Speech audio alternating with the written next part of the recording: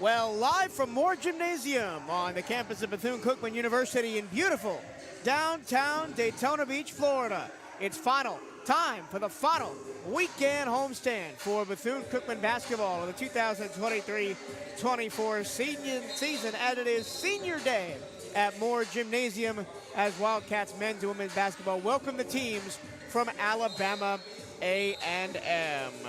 Hello and a very warm welcome. My name is Michael Truillo. Happy to have your company. And on Senior Day, I'm joined by the senior, Henson White. Henson, good afternoon. Good afternoon. It's a wonderful Senior Day. And one of our very own seniors for the Wildcats women's basketball team is back tonight. And, you know, the team has sorely missed her scoring output. And we're, of course, talking about Chanel Wilson coming back from her, long-term injury, coming back for this last couple of games and hopefully more games in the tournament. Only 5 games left. The Wildcats find themselves in 7th place in the standings. The top 8 make the tournament. They're currently tied with Prairie View A&M and Alcorn State. They have the tiebreaker over Prairie View. They've split with Alcorn. But realistically, with both Grambling and Southern on the horizon next weekend, the Wildcats need 2 wins this week to go into the last 3 games of the season with a chance to make the tournament. Yeah, I mean, when you look at the teams that they're about to play after this Alabama State and A&M, doubleheader as we do here in the SWAC, they have the 2 best teams in the SWAC. Jackson State, who's not lost a game in conference, and Grambling State, who's 10-3, and not comfortably, of course. There's 2 9-4 teams in Pine Bluff, and Southern on their tail, who they're playing, not Jackson State, sorry, got the Mississippi and the Louisiana mixed up, but they play Grambling and Southern, who are both very tough teams, and then they go in their last game of the season up to Tallahassee and the Heights and Seven Hills to play Florida A&M. Grizzle's been playing out of her mind to close out the season, and you don't want to have to go into that game needing a win. Well, let's see how they're going to get a win in this one. It's time for your Southeast Toyota dealers' keys to the game. Henson, what do you got for me? So the key to the game for the Bulldogs is their height advantage. The Wildcats have struggled against taller teams in the past throughout this season, and you got all this height. They're a decently sized team for both men's and women's basketball, in my opinion. 6'4", 6'2". One of your shorter players is for your lineup would be 5'9". You have a solid height lineup that they have that they could put out compared to our Wildcats. So take advantage of that. But for the Wildcats, their key to the game would be, how does Chanel Wilson play and gel with the team? She's been out. They haven't played with her. They've gotten used to playing without her. So how is she going to gel back and come back with her teammates? And it'll be interesting for me, right, as if Chanel slots in at the 2 guard, who does she bump? Is it Kayla White, who's been playing really well? Is it Cariana Woods, who's been decent at that position as well? We shall see. But right now, let's go down to the floor for the national anthem.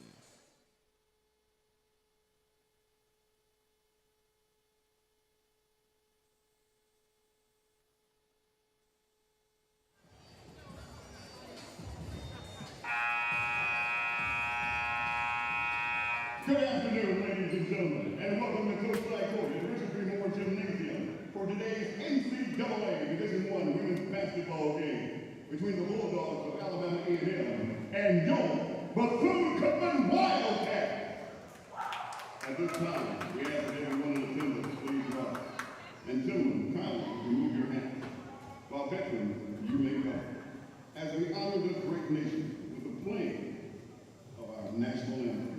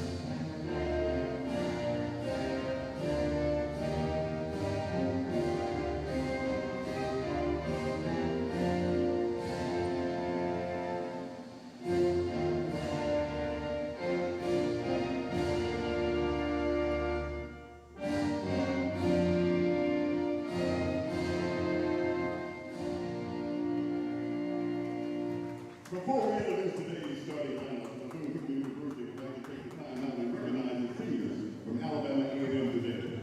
Taylor Cody, Chanel Mitchell, and Darian Burton. Thank you, seniors, for your hard work at Alabama A&M. Starters about to be introduced. Let's go through them for you on the broadcast. For Alabama A&M, Darian Bergen starts along with Alicia Wilson, the SWAC's leading rebounder at 9.5 rebounds per game. Kayla Turner on the floor. She's a local from Orange Park over by Orlando. Amaya Simmons starts at the guard position. She's their leading scorer at 15.2 points per game. And Jayla Cody, the 6'1 senior center, rounds out the lineup.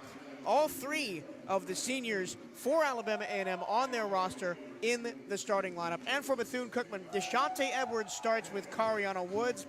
Chanel McDonald is in with Chanel Wilson back and Kayla Clark. So it is Kayla White that gets bumped from the starting lineup and back to the bench. And if you look at the statistics and the way that this team likes to line up, it makes sense. I mean, Kayla White has performed admirably and excellently in her time starting, but obviously working off the bench isn't necessarily a bad thing. You know, people often get this idea that, oh, this player comes off the bench, it's a terrible. But sometimes you need that sixth man or woman in this case to come off and perform really well and get scoring and come in with new energy for that starting five. The Wildcats have struggled offensively the last couple games. Their top scorer, Chanel McDonald, is down under 10 points per game. The last 4 games, right? 74 points in a win, but then 64 in a loss, 40 in a loss, and 39 in a loss to Jackson State. And I just think a volume scorer like Chanel Wilson returning to the lineup is going to be huge for this team today. Yeah, that's definitely probably something they were really excited about in practice, having her back, having a shooting threat, someone who can, you know, play a lot of play ISO ball, create opportunities for her teammates, and hopefully get the rest of this team clicking and scoring as well. And I want to mention this quick before we get going, because the Senior Day ceremony will be after the game, between the women's game and the men's game for both the women's team and the men's team. There's only one graduating player on this roster, and that's Chanel Wilson. So a lot of roster continuity for next year going in for Bethune-Cookman, and maybe targeting a couple volume scores in the transfer portal. Yeah, just it makes it's easier as a as a teammate to be able to go, okay, I'm gonna see you guys next year, and we'll be able to do this again and do even better. You know, you get to work in the off season. You know who your teammates are essentially heading into next year. But Chanel Wilson will surely be missed, and she is probably ecstatic that she at least gets to, she gets to finish the season on her terms and is able to play. 22 chomping at the bit to go. It's going to be McDonald and Wilson to jump it up. The Wildcats win the tip, and immediately Deshante Edwards tries to attack the basket.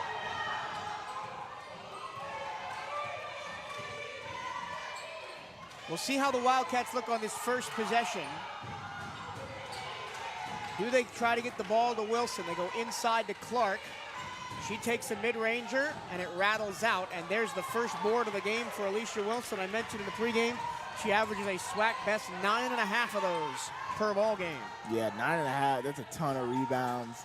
And she takes advantage of her height. She uses it well and is consistently, getting a good amount for the Bulldogs. And even the non-forwards on this team, we talk about Amaya Simmons at 5'9", and Darian Bergen at 5'7". That's a jump shot from the outside, and Clark grabs the miss. So identical possessions for these teams the first trip down the floor. Yeah, very high arc on that shot. She shot it. Wilson takes the three, misses it. And then boxing out for the rebound is Alabama A&M, but it goes off of Cody and out of bounds. Yeah. And it's good to see that she isn't, her confidence isn't gone. Nothing was shaken there. Immediately taking that open look. Missed it, but, it's good to see that she's willing to shoot. Catch and shoot. McDonald, no good. Clark there for the putback, and it drops. And I think getting Wilson in a rhythm, getting Wilson in a rhythm is important as Alabama A&M turns the ball over. Will be important, but it's also important for the players that have been playing consistently over the last month to still feel like they're a part of the game. You can't just make it the Chanel Wilson show, and Kayla Clark getting that first bucket is really good. Wilson will play off ball. And she floats it to McDonald. Clark back door. Gets her defender in the air, but pushes the layup too strong. Really well worked play. Just couldn't get the layup to go. Used the spacing there perfectly. Off a foot out of bounds. It'll stay with the Bulldogs. Player to watch on offense for Alabama A&M is obviously Amaya Simmons. She's their top scorer, 15.2 points per game. Also a volume three-point shooter at over 36% from beyond the arc. Here's the freshman Kayla Turner on the ball now. Hands to Bergen. Potential mismatch there against Chanel McDonald. Back out Turner.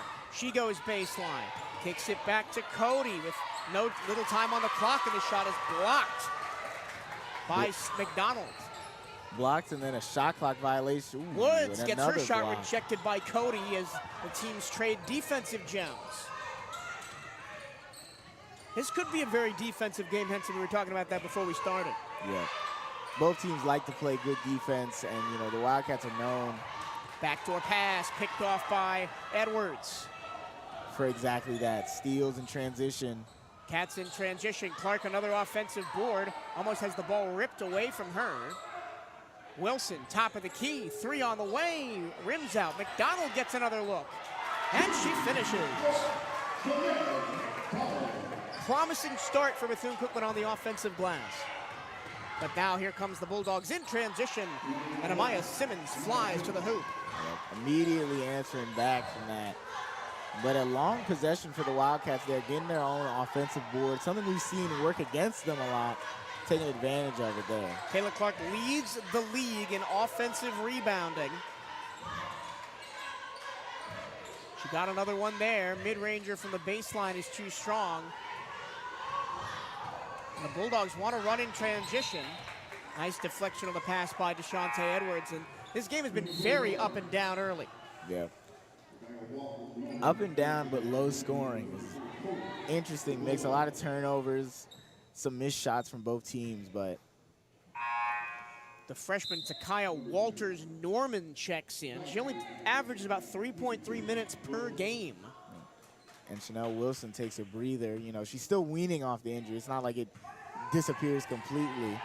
So Kayla White comes back out. I would not expect Wilson to play a ton of minutes today, especially early on. They try to set the screen, set up for Simmons with a three. Off the heel. Deshante Edwards. Really good job by the Bulldogs in transition. They scouted that the Wildcats love to run straight to the basket with a guard in that transition. They do the give and go, and there's the first foul of the game as Wilson hip checks Edwards. Yeah. And Deshante Edwards is good for at least 5 or 6 of those drives and getting fouled a game. Does a great job always consistently getting to the line. And she does a good job of at least getting some points at beyond the charity stripe.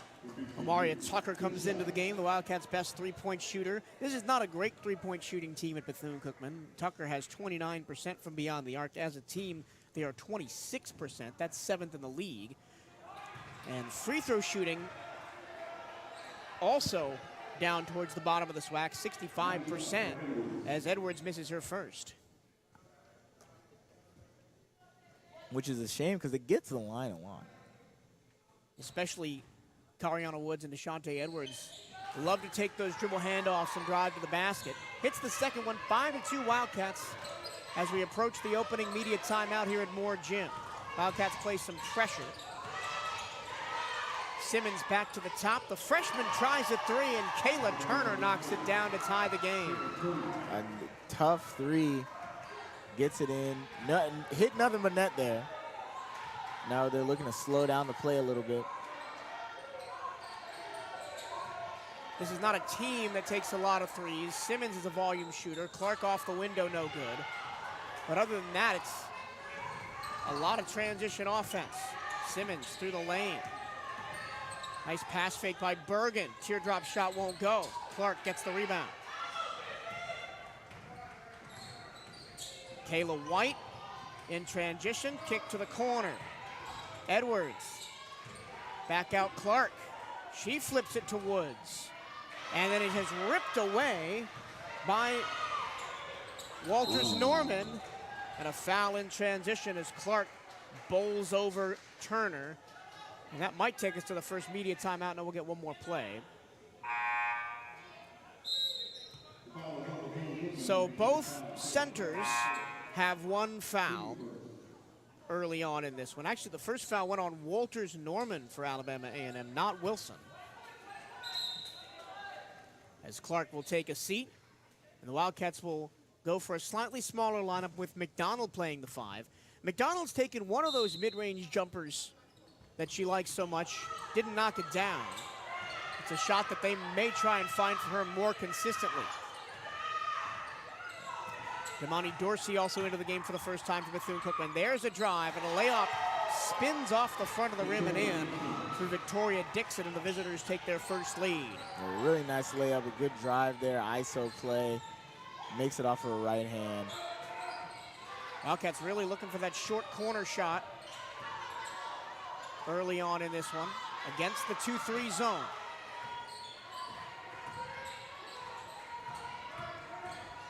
Flying to the hoop, and the layup is too strong from Edwards.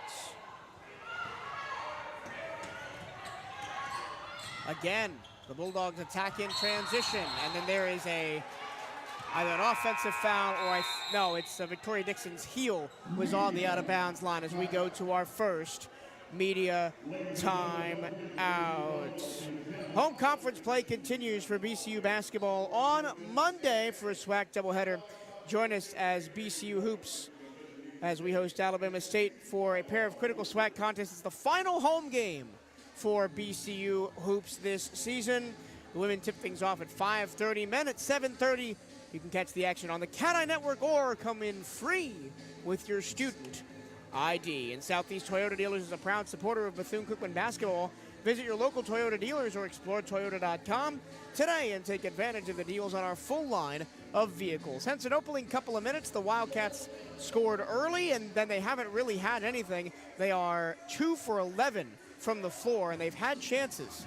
Yeah, plenty of chances. In fact, Alabama A&M is only 2 for 5 in comparison, and they lead right now with 11 shots being taken by the Wildcats. They've created turnovers and forced errors out of Alabama A&M. Just 3 turnovers to just 1 for the Wildcats, but just haven't been able to take advantage of them. And I think that the zone is frustrating the Wildcats a little bit, because when they do those dribble handoffs and those drives, the backside defenders are able to collapse very easily. So Edwards and Woods are not getting those either one-on-one or open layups that they're used to. Yep, and then, you're not shooting well from beyond the arc as a team, so they're not going to be as worried about the long ball. So they're going to be able to, condense down more in the paint. So they're just going to have to work on that. Following the Alabama A&M turnover, it's BCU ball, down 5-7. 4:17 to go first quarter. Second to last home game of the season and senior day for BCU basketball. Woods picks up her dribble and then gets it right back off the deflection. McDonald, front rim, back rim, no. Wild rebound comes all the way out to Kayla Clark, or Kayla White rather.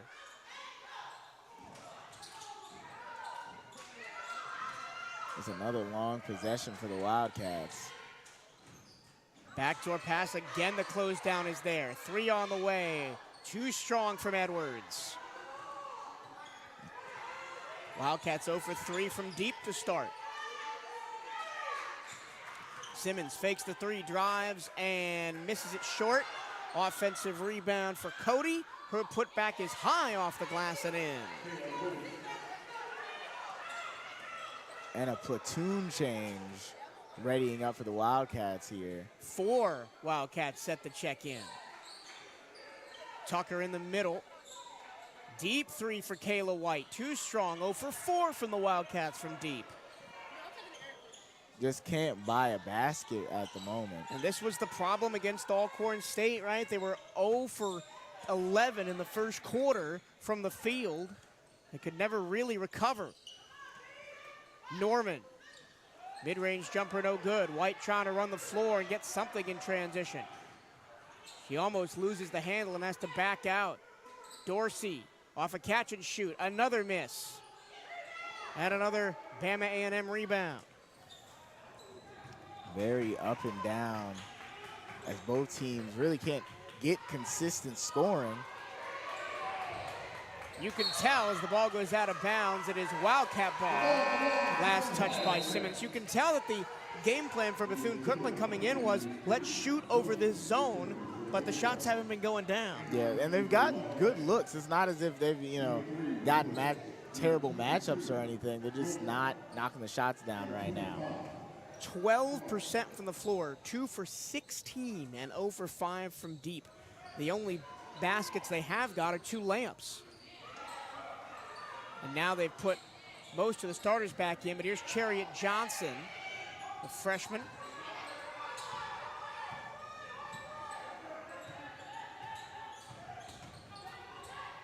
Back out Clark. McDonald trying to go back to Clark. She'll take it herself and get batted on the wrist by Jayla Cody, much to the dismay of Alabama A&M head coach Margaret Richards, as she wants an explanation. Immediately going to the ref after that call. Send Chanel McDonald to the free throw line.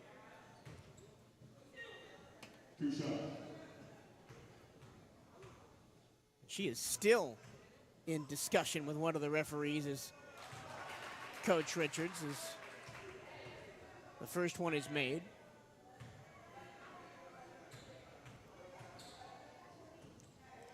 The Wildcats, as you said earlier, have had a lot of opportunities at the free throw line.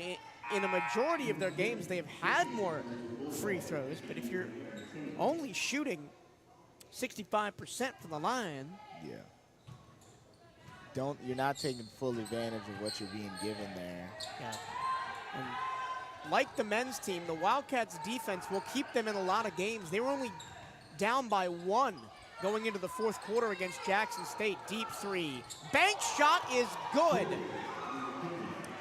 And while the Wildcats can't feel as if they can buy a basket, a tough bank shot goes in, and that's got to feel a little bit demoralizing for the Wildcats. That was Victoria Dixon, the sophomore.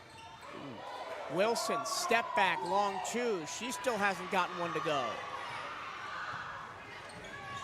And she's working. Bulldogs lose the handle. Mostly off ball to start this game now. Clark missed it, but Johnson picks the ball up in transition.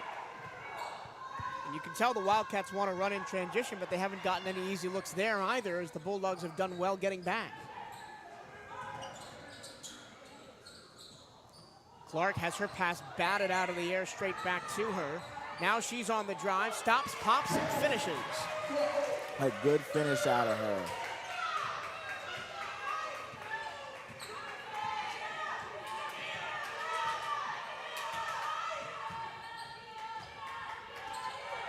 Working around the wing.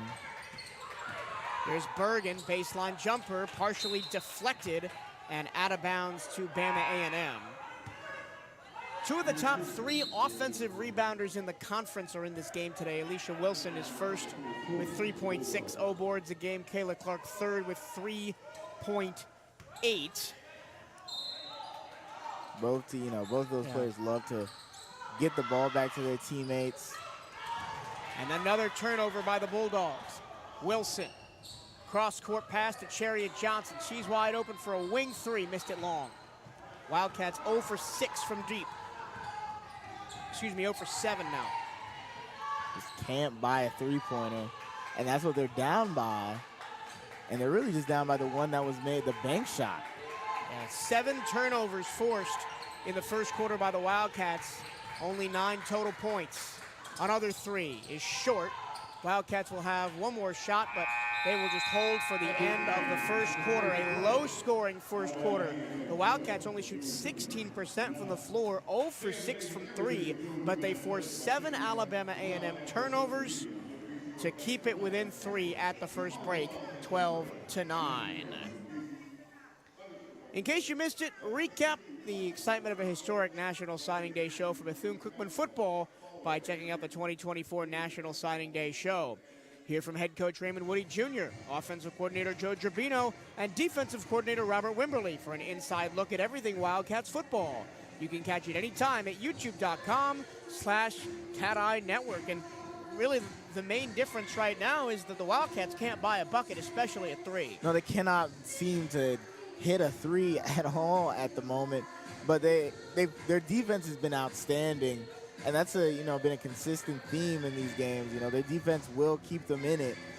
And, you shoot 7 more times than your opposition and you're down 3. It's usually not how the stat sheet goes, especially when you come, you force 7 turnovers to only 1 for the Wildcats. So they've gotten the shot up. They just haven't been making it. And that really is a big credit, a lot to the Alabama A&M defense, especially in transition. They're getting back with numbers, and they're preventing these easy layups. I mean, Kayla Clark has 4. Chanel McDonald has 4. None of the guards have scored except Deshaunte Edwards, and that was on a free throw. Yeah. Done a great job of getting back in transition, but the Wildcats are known for that. That's how they like to play. That's how they've won a lot of their games, is off of transition breaks and fast break opportunities. So it's definitely something that teams like Alabama A&M, Alabama State will probably put something similar, Southern and Grambling as well. Just, play hard in transition against them. Second quarter underway. Alabama A&M with a 12-9 lead and the basketball. Great move off the pick and roll. Then they threw it out of bounds. McCambria Shakespeare, the 6'4" center from Atlanta, Georgia, on the floor to start quarter number 2. Couldn't catch up to that bullet pass. Nope, a little bit too much zip on it. It was a good idea. She just wasn't really in the space for it. Turner goes out. Amaya Simmons replaces her. She is the leader in rebounds in the game with 4. Victoria Dixon paces the Bulldogs with 5 points. Chanel Wilson to Chanel McDonald.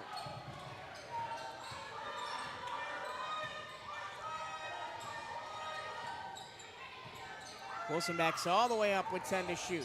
She gets a screen from Clark. Baseline with 6. 4 to shoot. Left-hand layup, no good. Clark tries to wrestle down the rebound. Possession arrow should be with the Wildcats if that is a jump ball. They do get it. As Jayla Cody, the senior from Valdosta, Georgia, checks back in. Valdosta. But another long, the Wildcats have done a lot of longer possessions because they've gotten these second chance opportunities. Chanel Wilson has mostly worked off ball on most of these possessions. Now she's running the point. Edwards tries the mid-range, misses it short. McDonald put back, another miss. McDonald tries to wrestle away a 3rd putback, and she ties it up with Cody, and it's Bulldogs ball. Just can't buy a basket right now.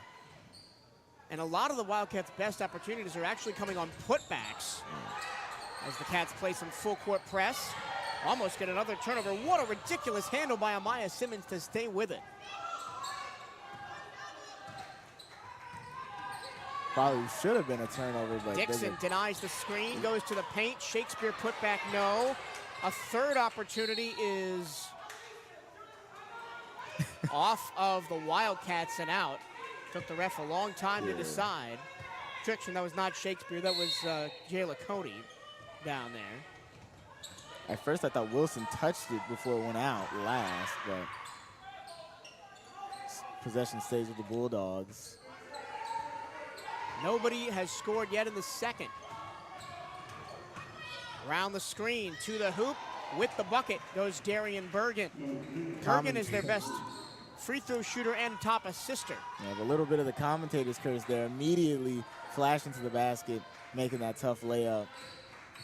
Now it's down to the Wildcats to make a backdoor pass. Woods open, extra pass, and McDonald got hacked on the wrist. I was gonna say basket, but we'll take the free throws as well. And it almost feels like the malaise has set in, right? You're kind of scared to take a shot. because you know nothing's going in. And the way you get out of that is keep shooting, because eventually you'll hit one, and then you'll hit another one, and then all of a sudden you're back in the game. Wildcats have shot 20 shots compared to just 12 for Alabama A&M. Alabama A&M has not shot a free throw compared to, this will be the fifth and sixth free throws for the Wildcats. So a lot of opportunities for them as Chanel McDonald makes both of those. No, she got 1 out of 2. Oh, so one it out is of 2. 12 or 14 to 10 rather. First one bounced out. I thought it usually automatic from anywhere around that free throw line. So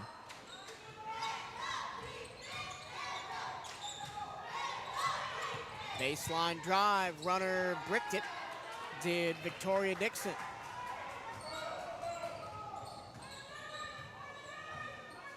Wildcats will set up again as Coach Janelle Creighton calls a play, now in her 3rd season here at Bethune-Cookman.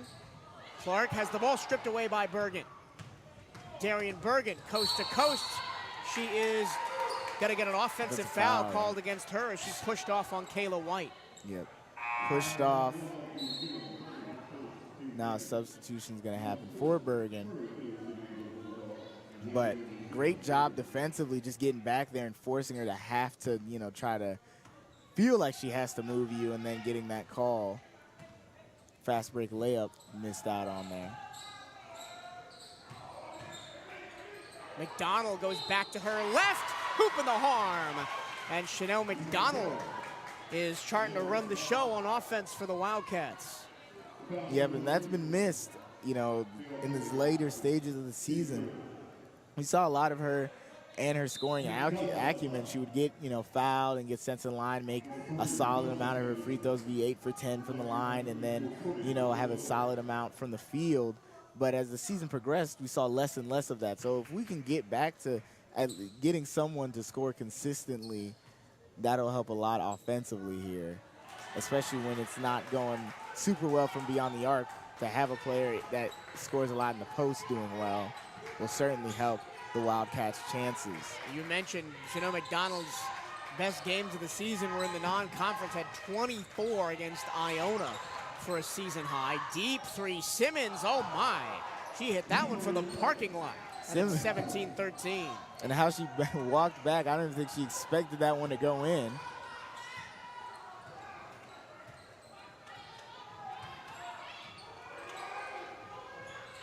Kayla White back in the game. Clark drives, tries to replicate McDonald's success, can't do it. Tough shot, just couldn't get it to go in. Now the Bulldogs, we're saying that a lot. I've said tough shot about 30 times to start this game out. Bulldogs aggressively look for those ball screens or backdoor cuts. That's an air ball, but it's rebounded by Wilson. Mid-ranger, money for Victoria Dixon. I was watching Alabama A&M shoot around this afternoon before the game, and their first drill they did in shoot around was the team collectively had to hit 60 of those mid-range shots before they moved on. And that's how you get them to make those automatic. Victoria Dixon did a great job of getting space and then seeing that she had the space and just pulling up. No one was really around her. McDonald pushes it up, it's short. And here come the Bulldogs in transition. Turner, Euros, misses it off the glass, another rebound for Wilson. Mid-ranger, no good for Turner. So she had 2 good opportunities on that possession. Kayla White harassed by Turner. Kayla Turner almost gets a turnover. Try saying that 5 times fast. Kayla Turner almost gets a turnover. Open. That's a long 2 off the heel. Oh. Simmons looks to run, almost lost the ball out of bounds, but she'll keep it. I thought at first the ball was going to go out of bounds. Seemed to lucky recovery there for the Bulldogs. Game has slowed down a little bit after what seemed like a frantic pace in the first quarter. And 7 Bama A&M turnovers will do that. Another deflected pass and a steal right at the end of the shot clock. and then bodies go flying to the ground. Kayla White has the ball. Her layup is partially blocked by Wilson. No whistles, and the game continues. And timeout, Alabama A&M. Shante Edwards looked like she got blown up on a blindside block there. I'm not sure what to make of that play as we go to the second quarter media. Nike is the official outfitter of the Bethune-Cookman Wildcats. Gear up on the newest BCU Nike gear at nike.com/Bethune-Cookman Wildcats. And make sure you are representing Bethune-Cookman University Athletics to the fullest. Buy the latest BCU gear online at the Bethune-Cookman online store. Go to bcuathletics.com and click on shop to find the newest BCU clothing and apparel.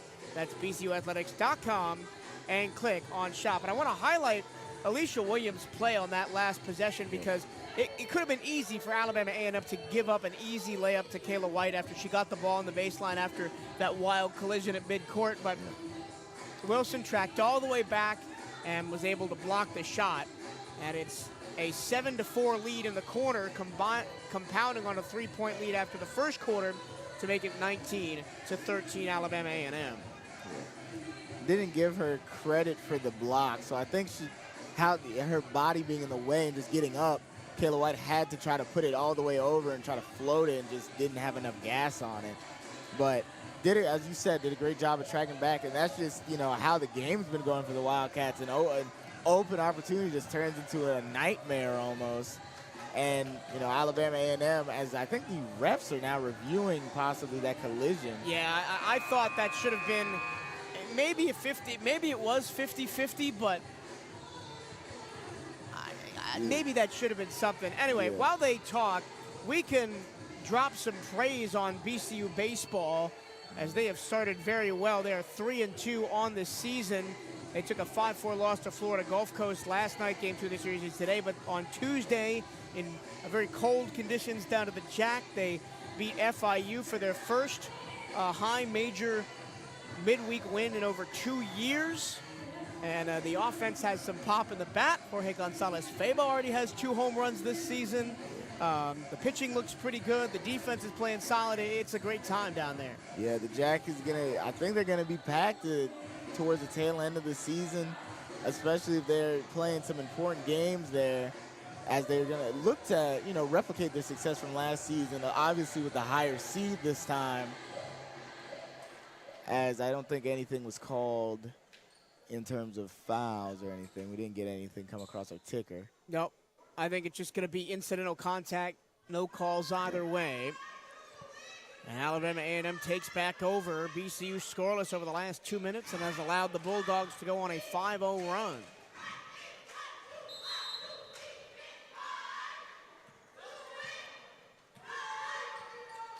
Alabama A&M only shooting 38% from the field, so the Wildcats still hanging in there defensively as they harass Turner, and Turner lost the ball, but it came off of Edwards, and it'll stay with Alabama A&M. Did a great job of making sure that she couldn't get an easy drive there, almost getting the steal. And then Clark gets a strip. Gets the steal.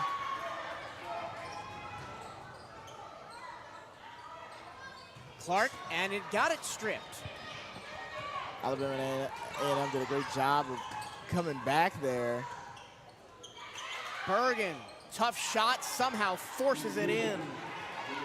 She got bopped on the noggin in her shooting form right there. Kind of just threw the ball out of her hands and made it. Did a good, respect to that shot.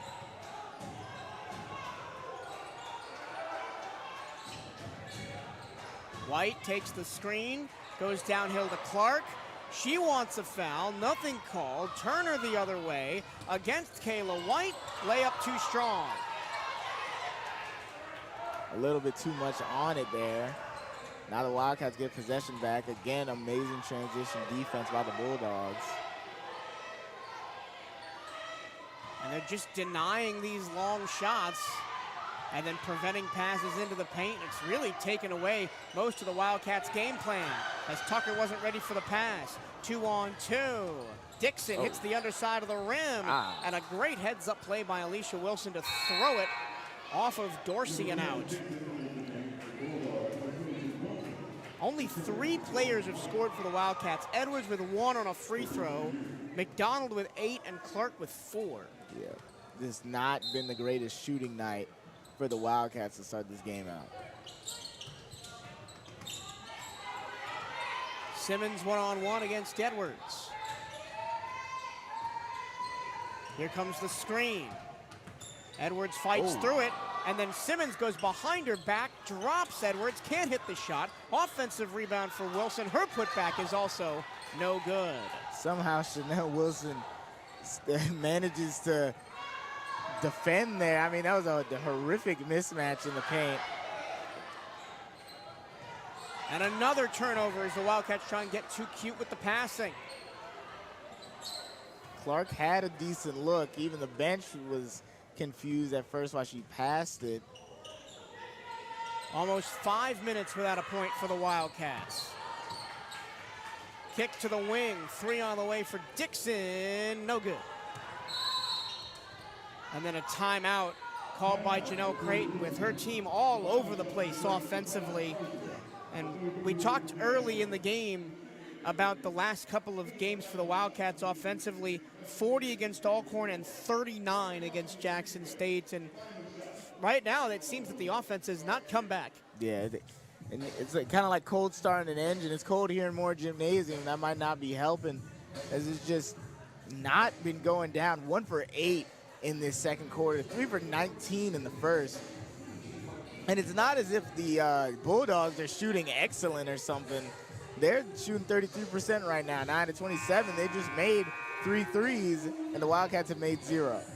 The Wildcats, last time out against Alcorn State, were 10 for 47 from the floor. That's 21.3%, including going 0 of 11 in the first quarter. They did hit 19 free throws that really kept them in that game, but again, you can't shoot 21% from the floor and expect to stay in games. But again, the Wildcats defense has done decent enough. Alabama A&M only shooting 34%. Tucker now, tough shot, and she'll go to the line as she was pushed off by Chanel Mitchell. Maria Tucker from Ocala, transferred from Georgia Highlands College. The top three-point shooter on this Bethune-Cookman team at 29.3%. And shoots 3 free throws, rather, at 56. And she gets the first one. And you can tell the Wildcats have tried different things to attack this defense. They've tried in the first quarter shooting over it with the 3. They were 0 for 7 from deep. Then they tried to pass into it to the post, and they have been getting steals when the ball goes down there. Another case of incidental contact. 3 in the corner, swish for Darian Bergen. The lead is ballooned to 10 for Alabama A&M.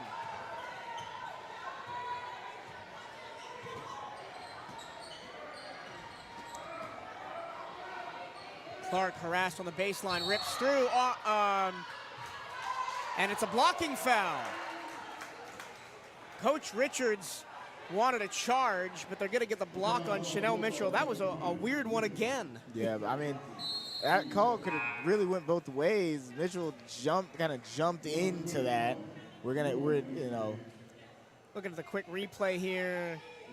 Yeah, it looked like her feet weren't quite set. Not quite set. She kind of jumps in at that last possible second to try to get the contact, but doesn't get the call in her favor. And it's going to be an and one opportunity for Kayla Clark. And she missed it. Is that over the back?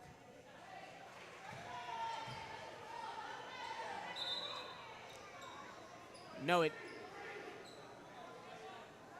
Did it touch the, I think it touched. Oh, it touched the cable above the net. The Moore Gymnasium has its own special rules, like a video game stadium.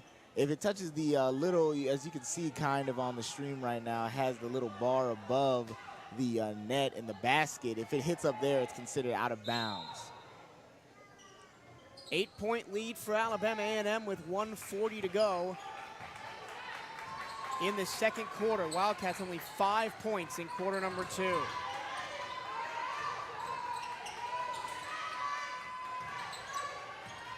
Ball screen set up for Bergen.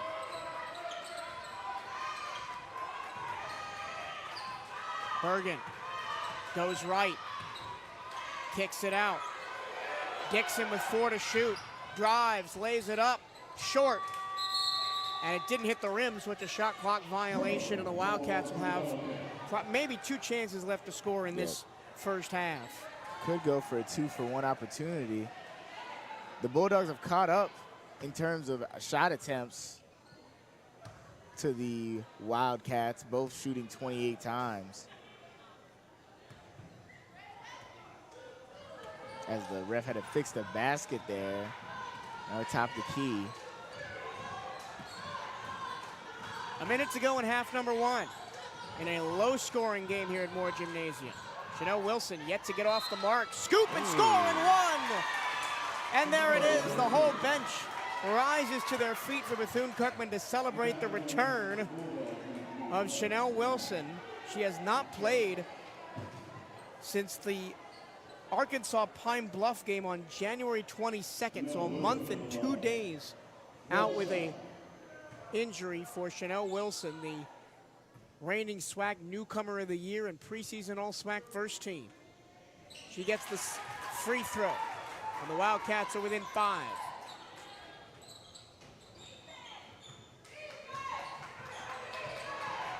And the clock didn't start. We're due for one of those, or 1 or 2 per game of the clock, you know, just not. Or either that clock or the shot clock. Well, it was both of them. Oh. Nothing started that time. I'd say the over for that would be like 4. We usually don't get more than 3, so.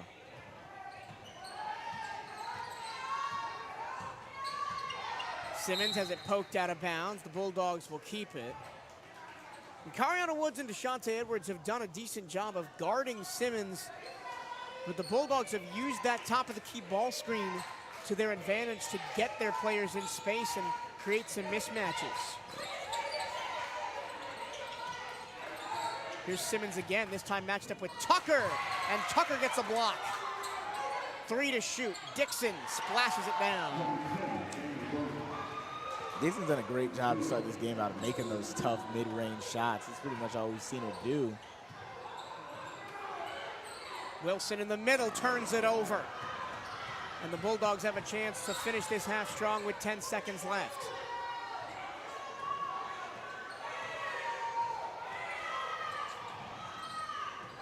Three seconds now. Dixon's been the hot hand. She's had a team-high 7. Great and block. she can't get a shot away.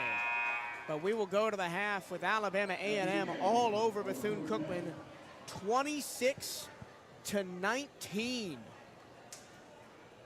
And the Wildcats shoot 20% from the floor in the first half. It's 34.5% for Alabama A&M, as it's a 12-9 in both quarters. Actually, our stats are a little bit behind. It is 26-19. I think somewhere down there our stuff is shut down a little bit if possible, but. Yeah, we will get you the accurate stats when we come back for the second half. Right now, it's 26-19, Alabama A&M on top in a game that the Wildcats really need to win to keep their playoff hopes alive. We'll be back for the second half here at Moore Gymnasium. You're listening to Bethune-Cookman Women's Basketball on the CatEye Network.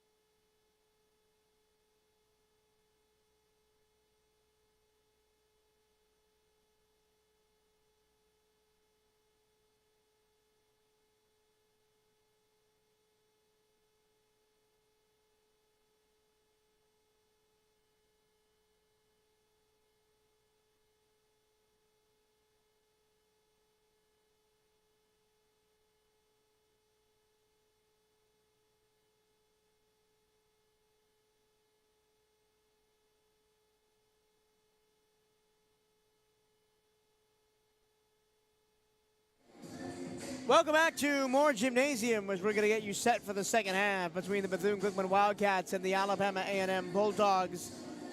It's the Bulldogs 26, the Wildcats 19 as we head into our Wildcats halftime report, sponsored by Southeast Toyota Dealers.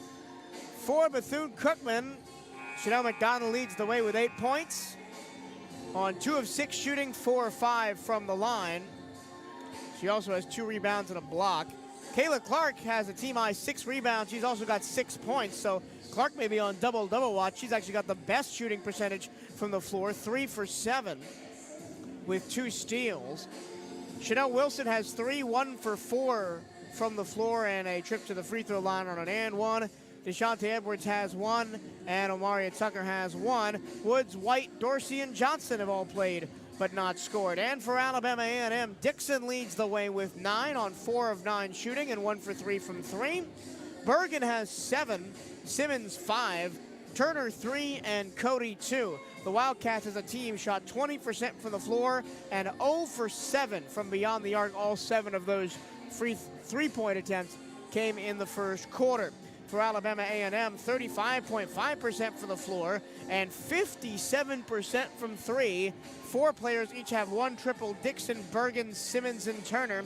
And that's really where the advantage lies of 26-19. Some other team scores: Alabama A&M better on the glass at 27-18 and 9-7 on the offensive glass. Second chance points 8-4 in favor of the Bulldogs. 5 assists to 3 for Alabama A&M, but the Bulldogs have turned the ball over 11 times. The Wildcats have 9 points off of those 11 turnovers.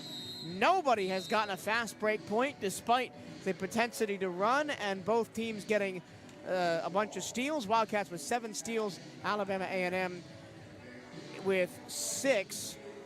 And we bring back Henson White. Henson, tough sledding, especially on the offensive side for Bethune-Cookman. What needs to change in this second half for them to get going? The shots just got to start going down. They've gotten good looks to start out this first half. It isn't as if Alabama A&M is playing perfect defense or something. The shots just aren't going down to start this game out. And they need to keep doing what they're doing on defense. I mean, you're holding them under, you're holding them at 35% from the line, from the field rather. They have a 57% three-point shooting percentage right now, which is probably going to go down as the game progresses. And they've done not as good of a job to start out the game. The rebounding was in our favor to start it out, but now it's 27-18. But, you know, get some more boards. You haven't sent them to the line, which is a positive. You haven't got really anyone in foul trouble. You only have 1 foul as a team compared to 8 for Alabama A&M. So just keep doing what you're doing offensively and just start letting these shots go down. And the scary number, obviously, is 57% from 3. The Wildcats are second place in the SWAC in opponent three-point percentage. Opponents typically only shoot 25.9% from 3 against the Wildcats, and the Alabama A&M has done it with kickouts. It's been it's a ball screen at the top, drive, and kick. And the Wildcats have not rotated fast enough to stop those 3-pointers. And, of course, there have just been some ridiculous ones like Dixon hitting it from almost the logo. Yeah. And, you know, some stuff like that you can't really account for. But the Wildcats all out of sorts offensively. They turned the ball over 6 times, 5 of those times in the second quarter when they tried to go into the paint. There are really 2 ways of getting around a zone like this. If you shoot over it from 3, which they're 0 for 7 from 3, or you pass into the short corners and let your post players go to work. But Alabama A&M is crashing down on those passing lanes and turning the ball over when they do try to go to the forwards. Yep. So they're kind of in a situation where they're going to have to start shooting well from beyond the arc, or at least deeper in the on the wings there, to allow more space for their post players to work and operate, because obviously the Bulldogs are going to crash down on those passing lanes when it's when you make it very obvious that that's what you're going to do. And they've been able to stop it from working for much of that first half. So hopefully something shifts here.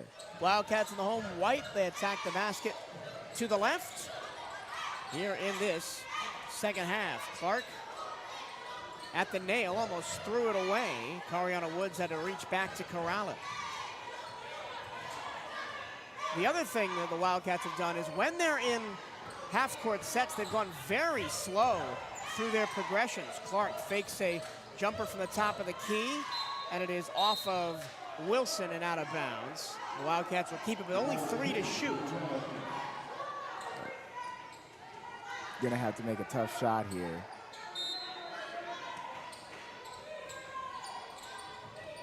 McDonald, backdoor, reverse layup, and one. How about that for Cariana Woods, and great pass by McDonald to get it there. All of that in 3 seconds. Very impressive set play there. Getting to the open player and then making that, up and under there. That looks very much like a set that Alabama A&M has run against us all game, right? Sucking in defenders and then feeding the open man backdoor. Cariana Woods, her first point to the contest. She was 0 for 5 previously, and she drains the and one. Back to a 4-point game, 26 to 22. Let's see how the Wildcats fare defensively. First trip down the floor for the Bulldogs. And the road maroon and white. Around a screen again, here's Simmons, turns and gets her shot blocked, but it comes right to Wilson, who gets an offensive foul called on her for going over the back. That would have been her 10th rebound already, but doesn't get it. Averaging 9.5 per game, already at 9. Doesn't have a point so far. And only averages 9 points a game. I say only, that's still pretty good for a post player. Ball on the ground, another turnover as the Wildcats try to go to the post. Just doesn't work there. And a good attempt. Another 3, it's good, and that kind of awkward lurching shooting motion from Amaya Simmons has her second 3 of the game. Yeah, I mean, defending that's got to be a pain. You just can't, it kind of looks like she's going forward to pass it or just try to. Another deflected pass, and Wilson comes away with it, and the Wildcats keep possession. But her whole body is in front of the three-point line by Clark, the time she's in there. Downhill, stops, pops, gets her own miss, puts it back up and in. And that's a good job for Kayla Clark, not stopping at that first miss, getting that second board, and getting her second chance points. And I think Alabama A&M will really try and slow the pace of the game down and maintain this lead throughout the second half. Bergen goes around 3 defenders, kicks it back door. Cody is fouled, and for the first time today, Alabama A&M will go to the line. Simmons was open on the wing there, but a good job by the Wildcats defenders not letting her get that pass out, but fouling her in the process. Jayla Cody, a senior from Valdosta, Georgia, started her career at Central Arkansas as a freshman and sophomore. Then the last couple of years at Alabama A&M has averaged 5 and 6, 5.6 boards, and is one of the only players on this team to start all 25 games as she makes both free throws.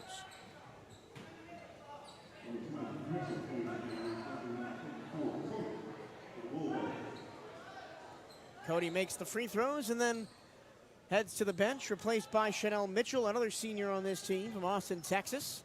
Wildcats only 1 senior aboard the roster this year. That's the graduate student, Chanel Wilson. The ball batted away, but right back to Edwards. Wilson, catch and shoot 3, short and over the top of the backboard. Yep. Tough look. But speaking of seniors, one of the men's seniors is out there. Damani McIntyre with his surrounded by his teammates. Hetty's on his left. James Henderson Jr. is walking by as well. Senior night here. Wildcats will trap.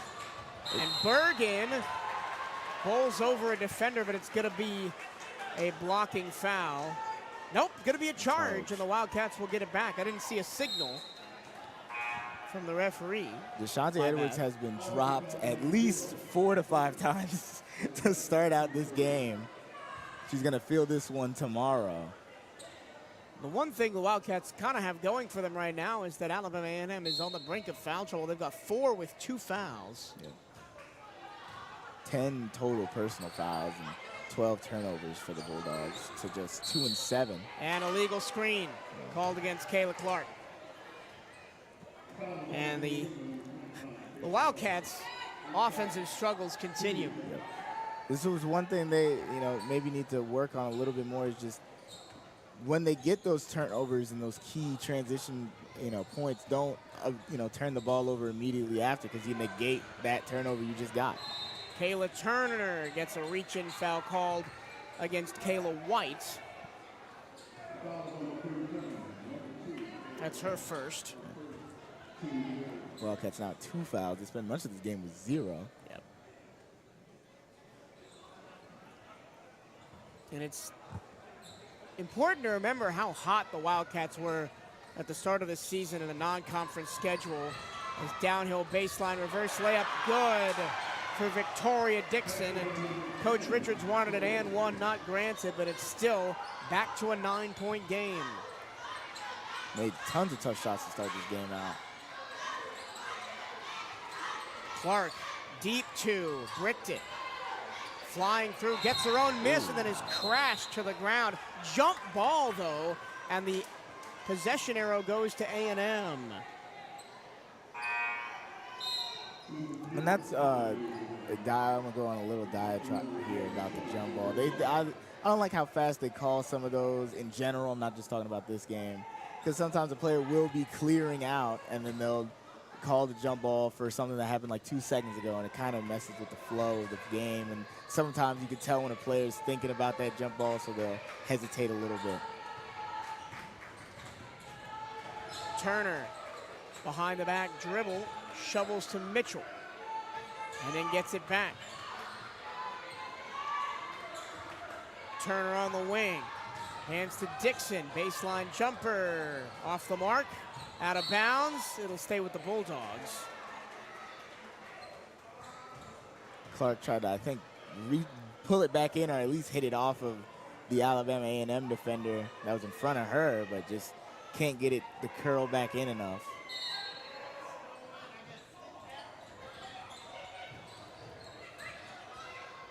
Quick jumper from the baseline off the inbounds play. Another rebound for Wilson.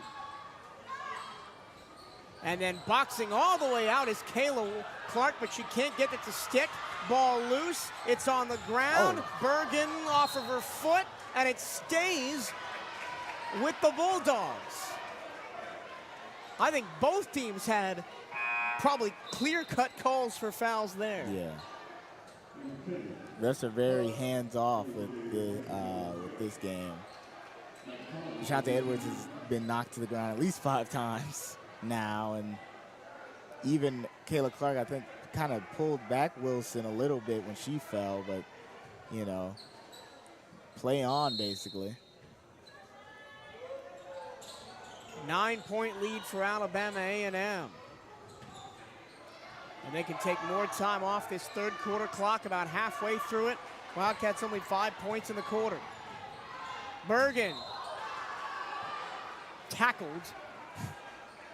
and she will go to the ground. Finally a whistle and a foul on Chanel Wilson. A rough fall there for Bergen.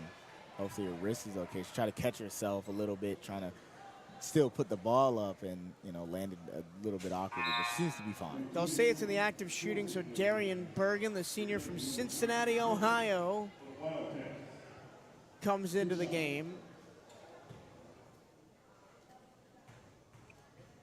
All 4 of her collegiate seasons at Alabama A&M, as she misses the first free throw. But her career highs in both points and minutes have come this year. 18 points against Texas Southern in a 61-55 loss, and then 42 minutes played. And they're going to get an over-the-back call against Clark as she tried to go over Wilson to get the rebound, and it's going to be a third chance on this possession for the Bulldogs after 2 missed free throws.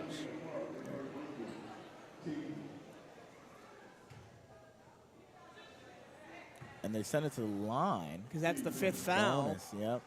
On the Wildcats in the quarter. So after committing only 1 foul in the entire first half, the Bulldogs in the bonus with 6:06 to go in the third quarter.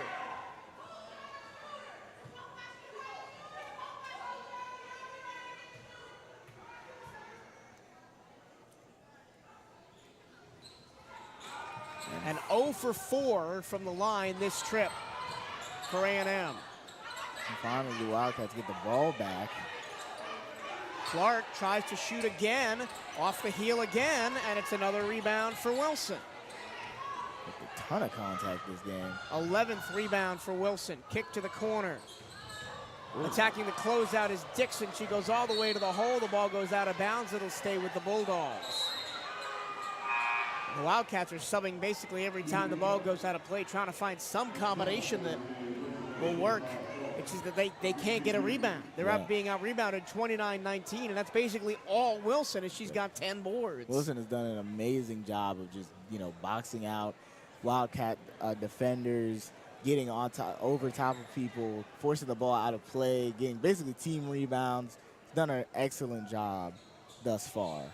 And now Kayla White mops. The Wildcats continue to struggle from the floor at 23% from the game.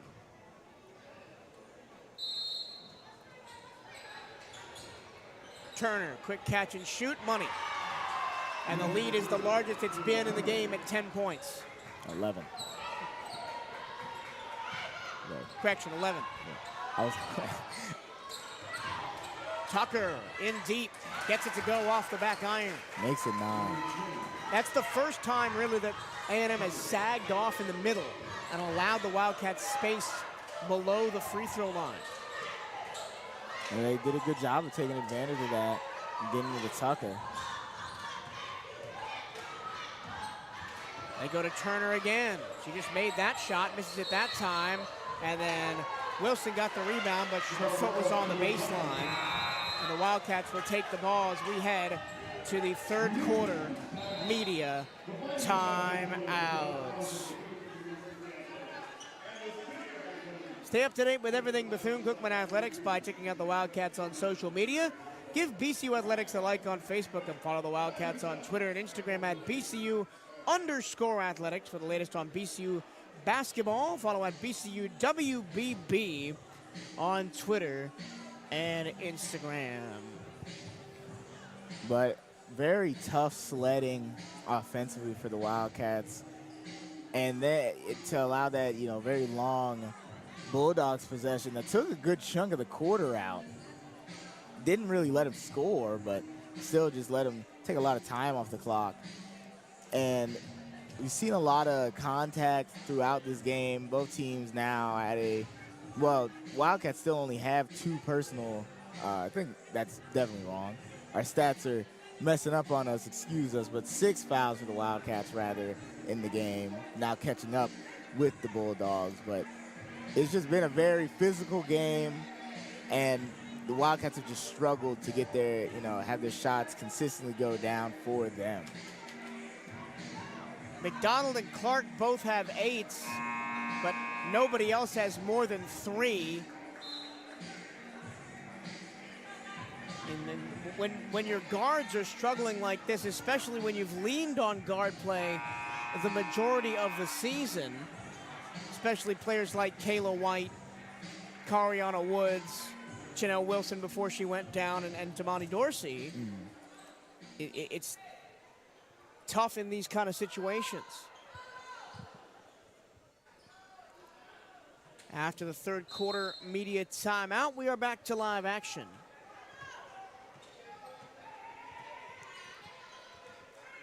And the Wildcats will control down 11, their largest deficit of the night.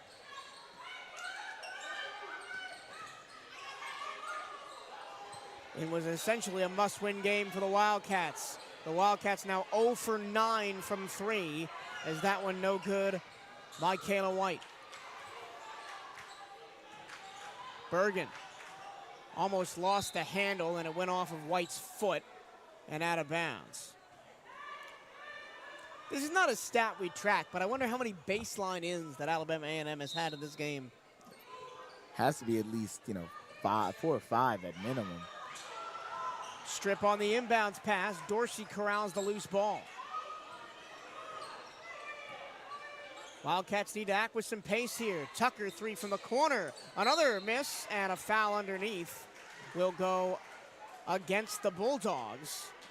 It'll go against Chanel Mitchell for a reach around. And Coach Richards is admonishing the referee on that call. And Coach Richards now in her 7th season at Alabama A&M. She's been around in this game for a long time. Assistant coaches at Kentucky State, Louisville, Clemson, and North Texas, as the Wildcats will go to the line off the inbounds. Foul called against Chanel McDonald. And McDonald is 4 of 5 from the stripe. That's probably the best stat the Wildcats have anywhere in the game. Yeah.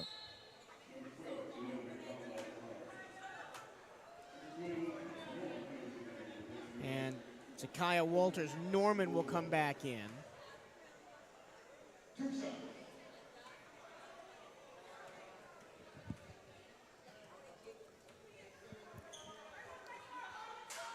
And she makes the first. And you got to win the minutes that Alicia Wilson is off the floor. She's played 22 minutes.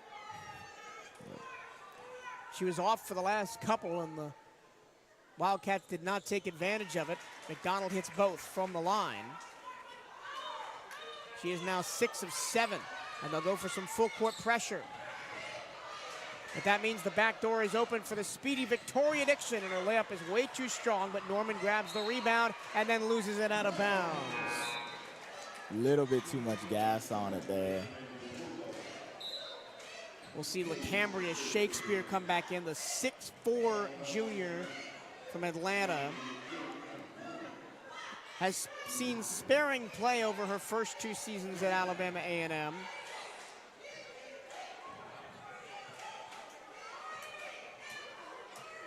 A legacy player for the Bulldogs is Shakespeare. Father Jermaine played for the Bulldogs from 2002 to 2005 as the Wildcats turn it over. DeShante Edwards lost it out of bounds. Yep. Pass to Carter Hollinger and Hetty. Just Cookman players, not. Unfortunately, they're not on the floor for probably another 2 hours. Nope. We've got the men's game coming up next after this one. Bergen sees a gap, almost loses the dribble. Simmons with her very aggressive dribble. Wilson now picks it up, 8 to shoot.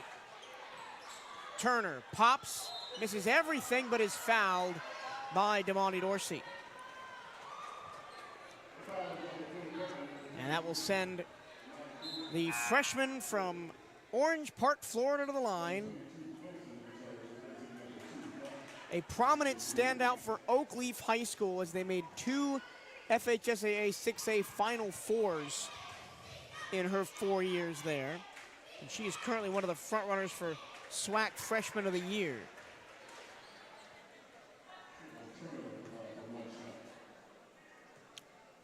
Turner up to 6 points, and now 7.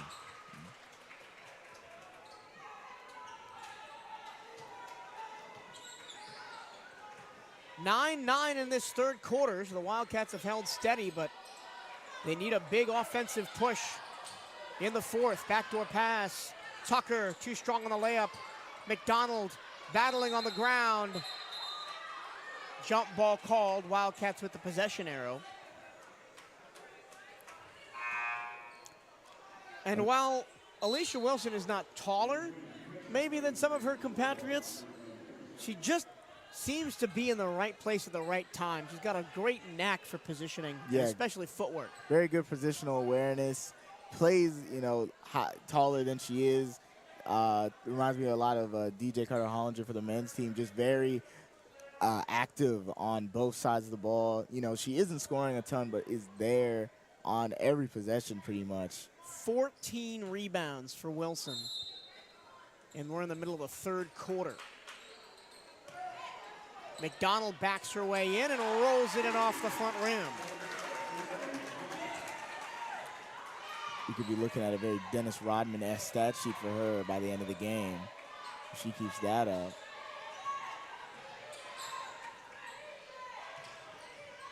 We are tracking the Alicia Wilson rebound season high. Wildcats try to go in transition. Edwards unopposed to the glass and scores. Basketball's a game of runs. The Wildcats are getting on a little one right now. And an intelligent timeout called by Margaret Richards. So the season high in rebounds for Alicia Wilson is 24. against Mississippi Valley State.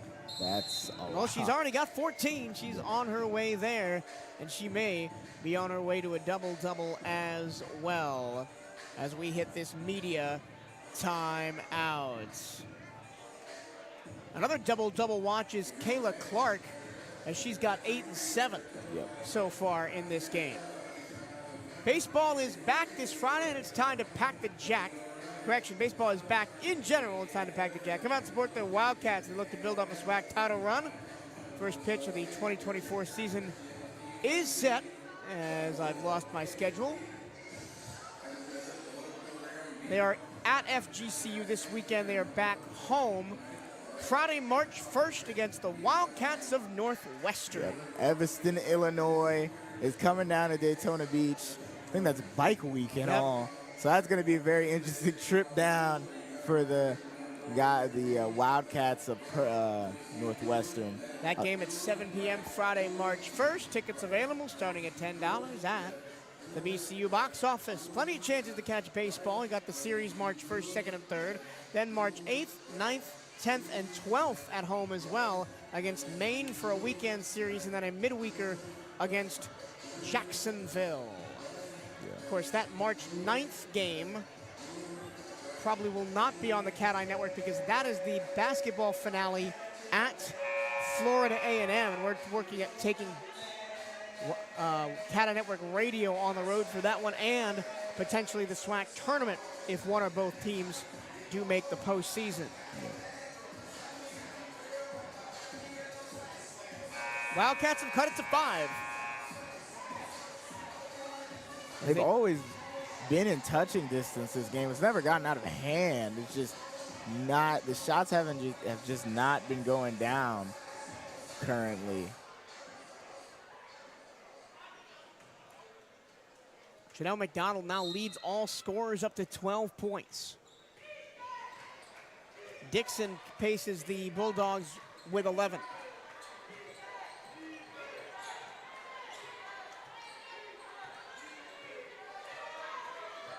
Now the screen comes.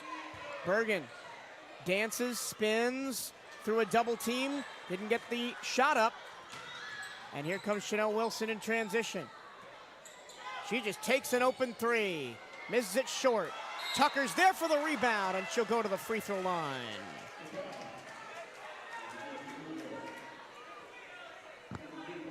Wildcats are going to have to bury those, Henson. Yeah, they're going to have to. They've done a good job of getting to the line. It's not been a problem there. 14 total free throws before this one. This will be 15 and 16 compared to just 8 for the Bulldogs. It's just, you know, making the shots from the field that's been the real problem. They're shooting 70%. And Tucker was looking to keep it up a little bit, but they're going to have to make shots from the field. Yeah, only 26% from the floor. But as you said, 71% from the line. They are keeping themselves in it from the charity stripe. And with 2 minutes to go in the third quarter, the Wildcats have closed to within 3. 34-37. Down low to Wilson. Stops, pops, back iron, back iron, good. And that's one of those shots you just can't account for, you know. Hasn't shooting well all, you know, to start the game out, and makes a really tough floater there. First bucket of the game for Wilson. Now McDonald.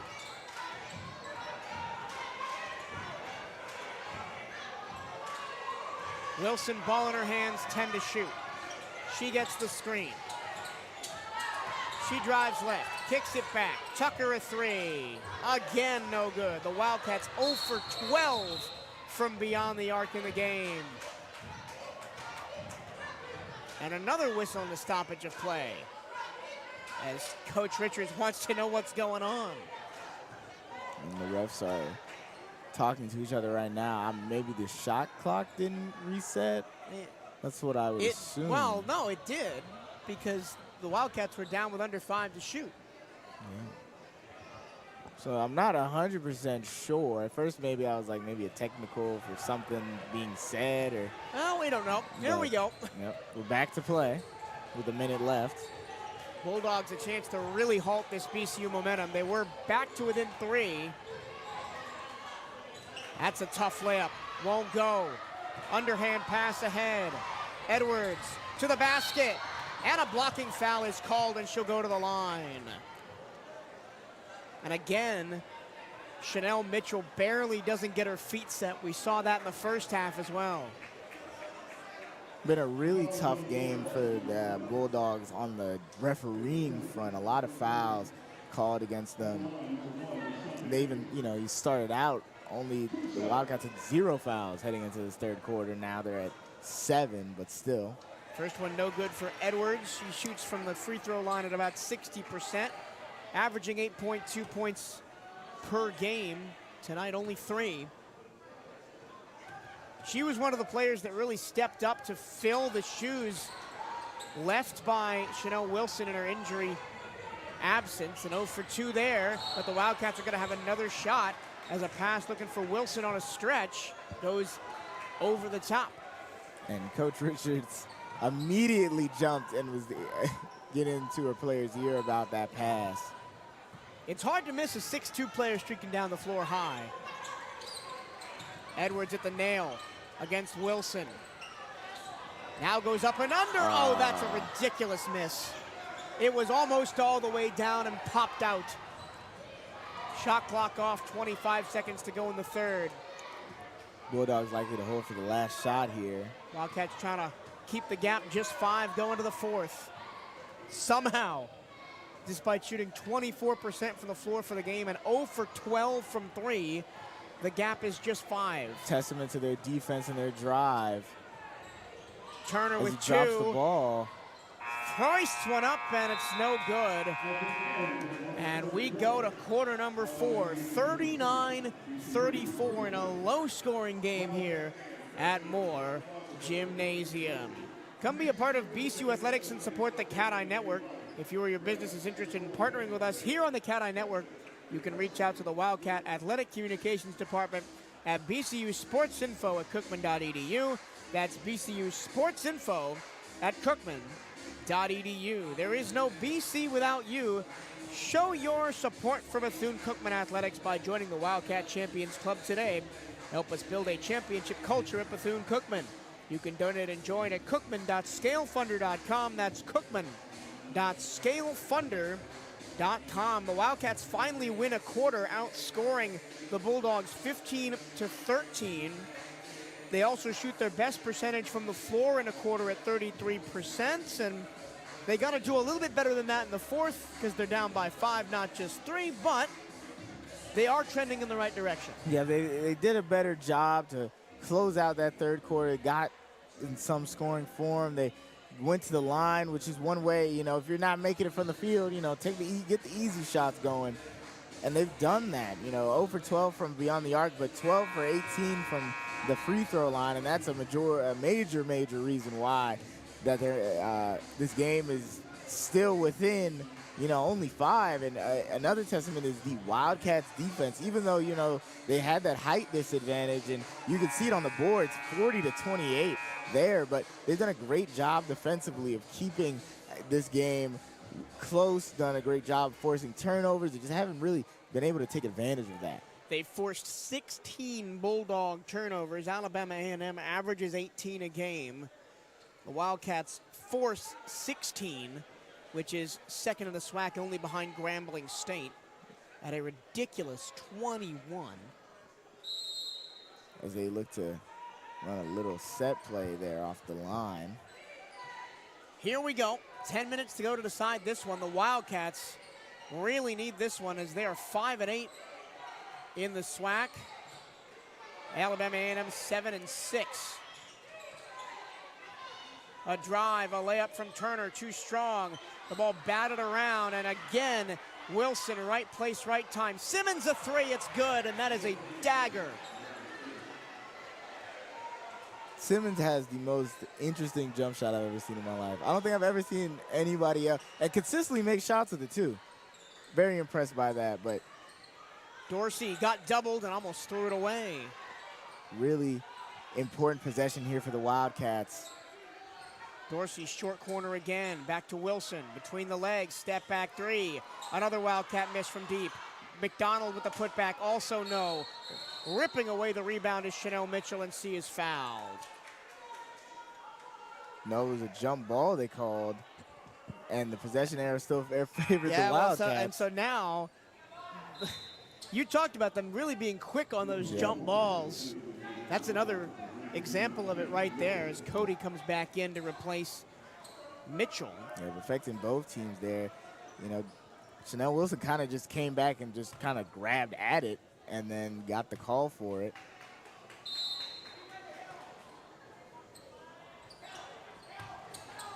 McDonald backs into a double team and another jump ball really quick on the whistle. And it'll give the ball back to A&M. That one I'll give him more credit for that one. That was in between two players. You don't want nobody getting hurt.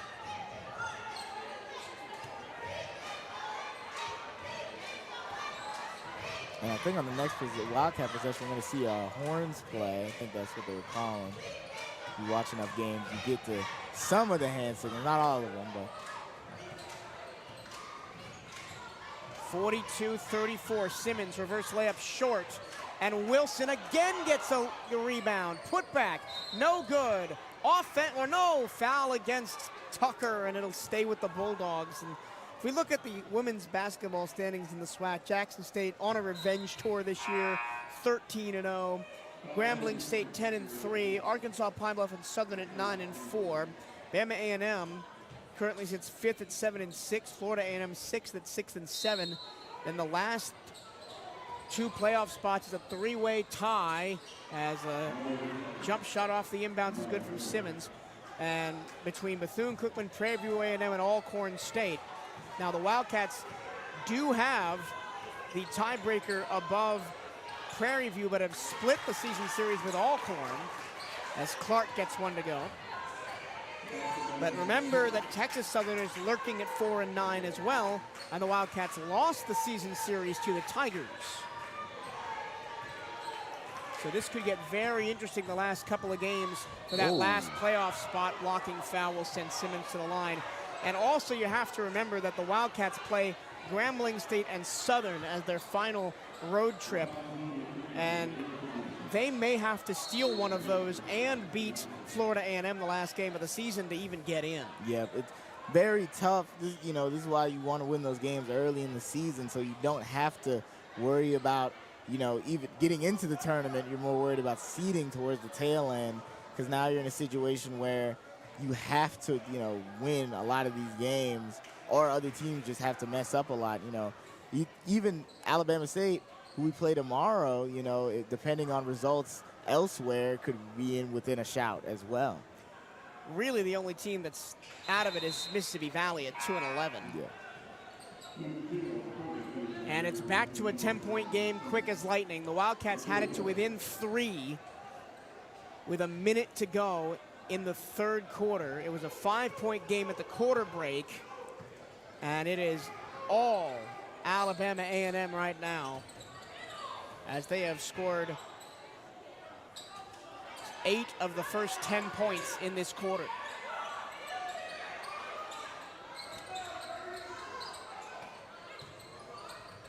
Shovel to Clark, and she's going to get fouled.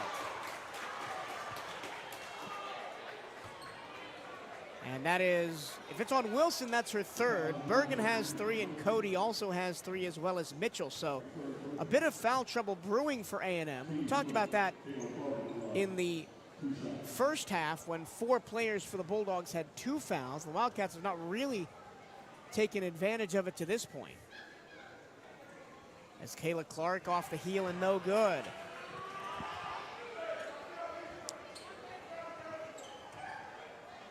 A 9-2 run to start the quarter for Alabama A&M. And the Wildcats have a mountain to climb as Kayla White and Deshante Edwards check back in. These are very important possessions in this fourth quarter. They need to get some turnovers, cause some defensive, ruckus as they've been doing. Once again, the Wildcats have done a good job defensively. They're holding them to 35%.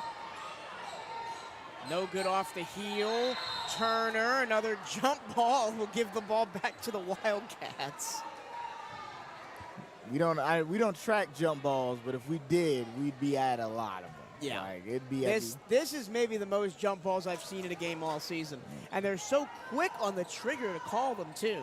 Not that it's affecting one team over the other because it's alternating possession.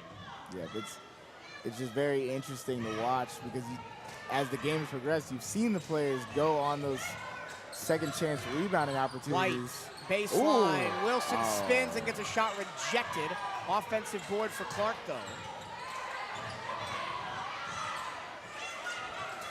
Wilson at the nail, pulls up, rattles it down. Only the second field goal for Chanel Wilson on the day, her first game back after over a month off with an injury. And you can see the rust in her play today. And hopefully she will. Oh, look at that. Nice defense by Edwards. A strip by White. Coast to coast for the layup. 4 quick points for the Cats, and it's back to a 5-point game. Like when they're getting back into the swing of things here. Last time the Wildcats got on a good run, there was a good timeout called by Coach Richards, and that really slowed the play back down. Great move by Turner to get around the slower Clark for the easy layup. And a great job by Chanel Mitchell by boxing out screening the defender without screening her and giving her teammate an open look there. Cross-court pass. Up for the layup, and just too strong for Deshante Edwards. She's had a couple of those where it looks for all the world like it's going in and just pops out at the last second. Now a slower possession here. Turner again pulls up, off to the left, but it's another Bulldog rebound as the ball was off the hands of Edwards. 44-30, the rebounding margin. And as we said in the keys to the game, take advantage of your height advantage. They've done a great job of that, and a lot of that is down to Wilson, who has 16 rebounds by herself. And she retrieves that pass off the inbound. Just under 6 to go. Still a ball game right now, but the Wildcats basically need every stop they can get. That one at the end of the shot clock is no good. They'll push it in transition. Edwards with Simmons guarding her, and a blocking foul called as Simmons was shuffling her feet.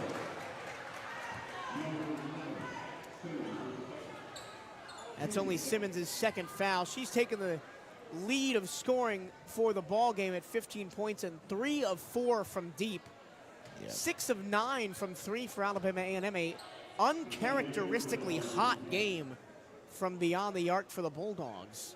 And they've done a great job of taking only good looks. Usually teams get hot from there, and then they'll just start taking them whenever, and then, it kind of tanks their percentage, and they start wasting possessions. But they've done a great job of going, okay, we made a good couple of them and not overusing it.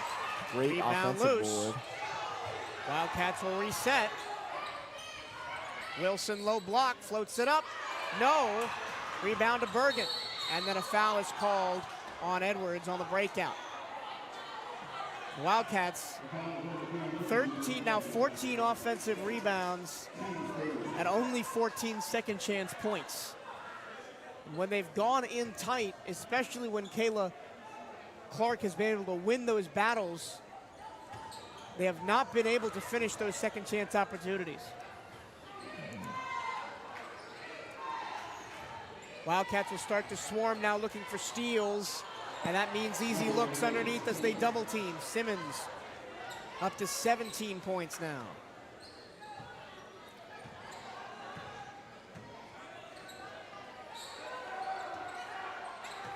Wilson back to the basket. She has to bail out to keep the possession alive. Floater off the glass and in from Kayla White. And this is a now season high for points for, correction. Rebound. No, it's not a season high in rebounds. I almost said it was a season high in points for Maya Simmons. I was looking at the wrong stat line as Simmons crashes again and she'll go to the line.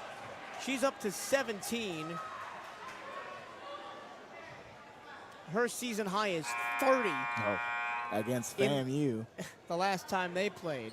Did us a favor, but repaying that favor for the Rattlers as well, having a great performance today. Yeah, and speaking of the Rattlers, right, every game that Bethune-Cookman drops is a game that the Rattlers are celebrating, not just because they're our rivals, but because they are close with us in the standings. Yeah. And if we were able to tie them at the end of the season, we'd get that tiebreaker over FAMU. So this really puts the Rattlers in a good position to make the playoffs, as they started slow but have come on strong and are now 6-7. Yep. They just gotta, the last thing you want to do is have to play a rivalry game to, get into the playoffs, because then not only would they be playing for their own seeding and all of that, but now they're playing to try to keep their rivals out, and you don't want to have to deal with that already on top of just being a rivalry game. And last time the Wildcats went down to FAMU, they played an amazing game, but how things have been going recently, you worry a little bit. But there's still a lot of time in this game for them to get warm. If someone gets hot, hits 2 threes, all of a sudden it's a tied game. So home conference play continues for BCU basketball Monday. For a SWAC doubleheader, come out and catch all the BCU hoops action as we host Alabama State for a pair of critical SWAC contests. It's also the last time that we'll be in Moore Gymnasium this season. Women tip things off at 5:30, minutes 7:30. Admission is free with student ID, or you can catch the action live on youtube.com/CatEye Network. And if this game continues the way it appears to be going, that Monday game it's probably already must-win territory even without the result of this game. It is 100% must-win territory for the women now. There's still 4:34 to go in this one. It's not over yet, as Simmons hits the first one, but the Wildcats will likely be down 8 and need an offensive explosion, which they have not had. They've raised their field goal percentage to 27%. It was all the way down in the low 20s. I wonder why Simmons shoots that way. It's probably just a learned habit, and she learned to shoot better that way than any conventional, and Wilson hits the underside of the bar. Yeah. She does not look as fluid as she usually does, and understandable coming back from a long layoff like that. And immediately going back to game speed. And Simmons fouled again. She is taking over.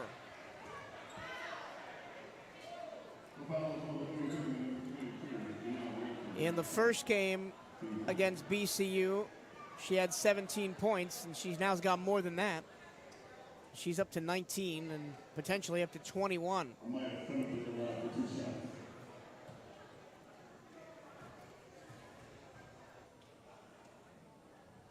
And that one rims out. Chariot Johnson set to check back in. She played 2 minutes in the first half.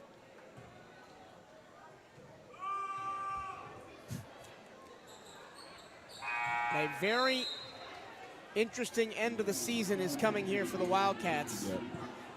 Home against Alabama State on Monday, then at Grambling State, at Southern, at Florida A&M. For a neutral, it's fun, but for a Wildcat, it's very, very stressful. Likely having to take 2 of those last 4 to even have a shot at getting in the playoffs. Clark, low block, spins, and she got hit on the wrist by Wilson. I thought she was going to spin the other way and go away from Wilson, who was to her left, but that's the strong hand for Clark. Gets the foul, so it works out. And she has shot 1 for 3 from the line going into this one. Alabama A&M goes to FAMU on Monday, and then closes out with Alabama State, Grambling State, and Southern. So a lot of similar opposition for the Bulldogs and the Wildcats down the stretch. Yep. And then similar opposition as well for would be Alabama State, as well as the Rattlers. All the teams that are around each other will play the same type of people. So it's going to be very important for them to win the games they have against each other. And also, right, these games do not occur in a vacuum. You've got a whole league playing games with records and tiebreakers that matter. Bergen squirts free after the full court press. And so the Wildcats winning 2 out of the last 4 games might not even be enough. They may need help elsewhere. Simmons! Ridiculous for Amaya Simmons. She has made the last 4 Alabama A&M buckets, and she's up to 21. The 22 Rattlers, an update. Wildcats back down by 10. Clark in the corner, and Clark stepped out of bounds, and that would have been the first made 3 of the game for the Wildcats, but it won't count. Agony for Bethune-Cookman from 3. 0 for 13, and when they finally hit one, it doesn't count. Extremely frustrating there.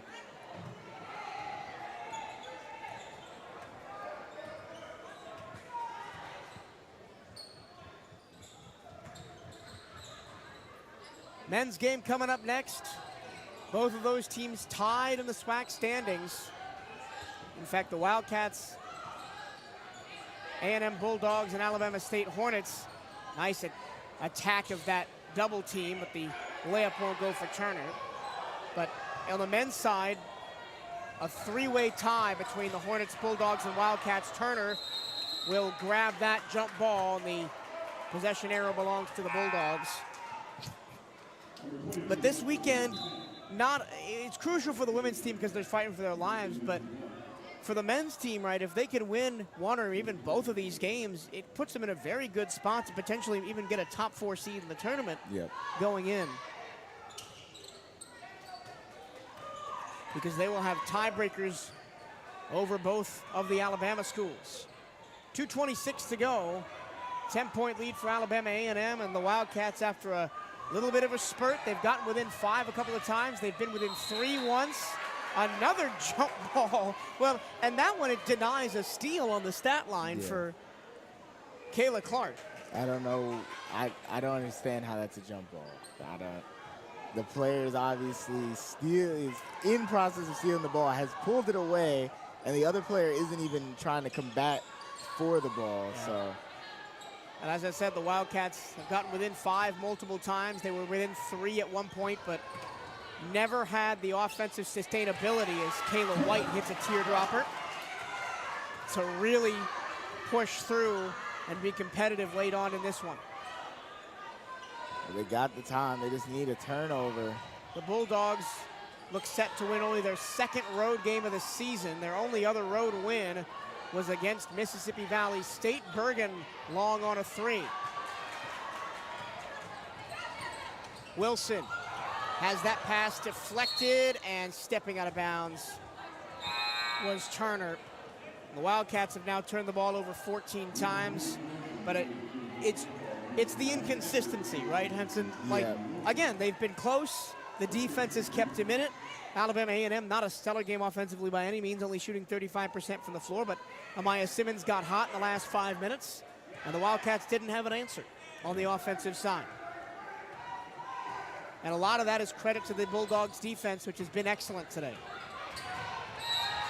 And they will get a foul as Kayla Clark crashes into a BAM A&M player right by the scorer's table. It was Simmons, and that will send Simmons to the line because that's the bonus. Yep. And she's been great from the line, 5 for 6. So out of all the people, probably wouldn't have wanted to send her there.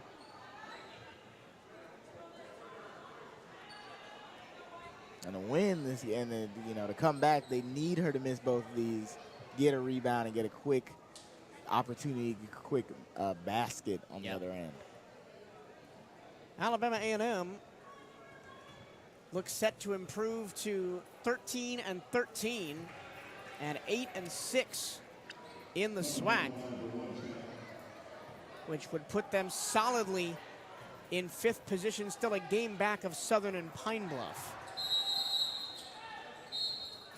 And we'll take one more timeout for Coach Janelle Creighton to address her team. Southeast Toyota Dealers is a proud supporter of Bethune-Cookman Basketball. Visit your local Toyota dealers or explore Toyota.com today and take advantage of the deals on our full line of vehicles. And in case you missed it, recap all the excitement of a historic National Signing Day for Bethune-Cookman football by checking out the 2024 National Signing Day show. Hear from head coach Raymond Woody Jr., offensive coordinator Joe Gerbino, and defensive coordinator Robert Wimberly for an inside look at everything Wildcats football. You can catch it all anytime at youtube.com/CatEye Network. And of course, after this game, stick around. We will be honoring Chanel Wilson with a senior day ceremony, and also the 3 seniors for the Bethune-Cookman men's team, DJ Carter Hollinger, Damani McIntyre, and Deshaun Dyson.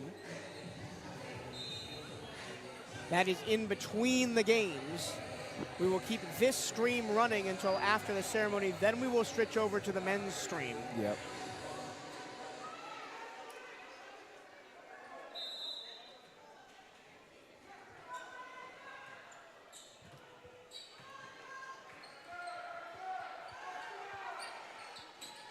Wildcats just looking to end on a high note here. Wilson takes the 3, hits a 3. Finally, the Wildcats have hit a triple. They're now 1 for 13. That's been the biggest difference in the game. Yep. Press was broken by the Bulldogs. Simmons in the corner, timeout, A&M. And Coach Richards immediately started yelling at Simmons on that possession and for not getting the ball out. I mean, you got timeouts to burn, right? Checking on foul trouble, Wilson has 4 and Clark has 4, so both starting centers are close to fouling out. Nobody else more than 3. So the Alabama A&M team has dealt very well with their foul trouble in this second half. But again, the story of the game is that the Wildcats just got nothing offensively today. Couldn't make the 3 ball. That's pretty much what really has shifted the game in the Bulldogs' favor. They shot 60% from beyond the arc compared to 7 for the Wildcats. And if they just make even just 1 or 2 more, all of a sudden it's a much closer game. Certain things probably would have shifted in terms of how the Bulldogs played and how the Wildcats played. Confidence would be different. Certain things would just have shifted. But. And you came into the game with the game plan, right, of let's shoot over the press, let's utilize our outside shooting, and then the outside shooting just wasn't there. And sometimes it happens, and you have to move on from it.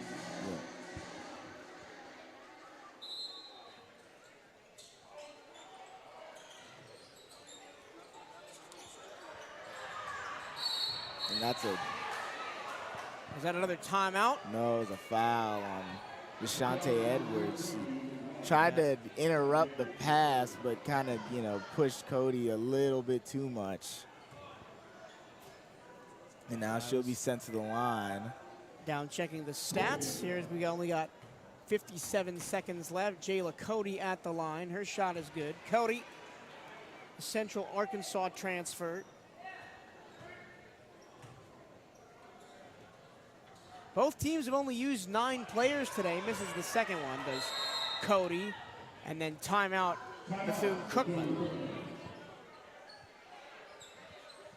As Amaya Simmons, the junior from Overland Park, Kansas, has hit her second highest point total of the season, 24 on 7 of 14 shooting and 3 for 4 from beyond the arc. And she's basically been the whole Alabama A&M offense in this 4th quarter outside of the free throw line. Yeah, they've done a great job. She's done a great job, rather, of just taking advantage of what she's been given, getting, tough drives, getting fouled, making her free throws.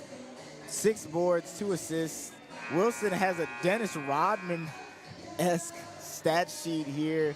1 for 4 from the field, 2 points, 16 rebounds, 3 assists, a steal, no blocks, but 4 fouls. Yeah.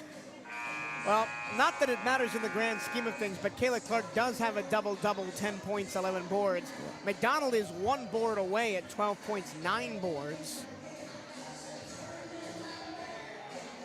And the Wildcats guards really shut down today by the excellent defense of Alabama A&M. This zone has really frustrated the Wildcats today. Wilson launches another three, and she got it. Well, they may not win the game, but certainly some confidence back for Chanel Wilson right here at the end as she's hit 2 quick threes. And I think the numbers didn't get put in. There we go. Yeah, it's 58-53. Had to double check. I was like, maybe I'm missing out on something, but not only a 5-point lead. The Wildcats will likely look to steal and then probably foul. Wilson pretty much out of nowhere up to 11 points. They almost get the steal as Dorsey reached for it, crashed to the ground. Wildcats will foul.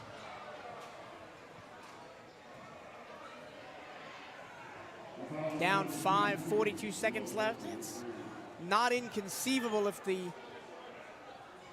Bulldogs miss some free throws. This is Turner at the line. She's 2 for 2 in her only trip to the line. In the games, 12 for 18 for Alabama A&M from the charity stripe, now 13 for 19. Yeah, Turner's a 70% free throw shooter, so they did a good job of getting it in her hands as she makes both. We'll take one final timeout for Bethune-Cookman, down 7, 42 seconds left. Actually, BCU has one more timeout. Did a good job. It felt like that they saved them all up towards the tail end of the game here. But Wildcats have time. They have 42 seconds left. They're going to have to, drop something really quick to try to get some scoring opportunities going compared to, Alabama A&M is definitely going to focus much more on just, keeping the ball, keeping control of possession, going up for maybe a tough shot. You don't have to force anything, but the Wildcats will have to move fast. They'll have to shoot another three. Chanel Wilson has done a great job to close out this game from beyond the arc. 2 for 8 now, but yep. If she can make another one, that'd be nice, but that's still not, that's only a 4-point difference there, but. Well, it's not only senior day on the floor, it's also senior day up here in the broadcast booth, and I'd like at this time to give special mention to the senior CatEye Network students that have made these broadcasts possible all season long. Malia Ahaligbe, Devontae Sims, December Dukes, Nalani Seville-Russ, Jada Haynes, and of course, my broadcast partner all season long, Henson White. Henson, it's been a blast having you up here, and we still got 3 games left. Yeah, we got time. It's been a very fast season. I might be on a couple of baseball streams towards the tail end of that season as well, so it might not be the last you've heard of me here. But hopefully it won't be the last. Try and get Wildcats. Wilson open. She's closed down by Turner. 35 seconds left. Wilson back to Clark, takes the shot, misses it, gets her own rebound off the glass and in.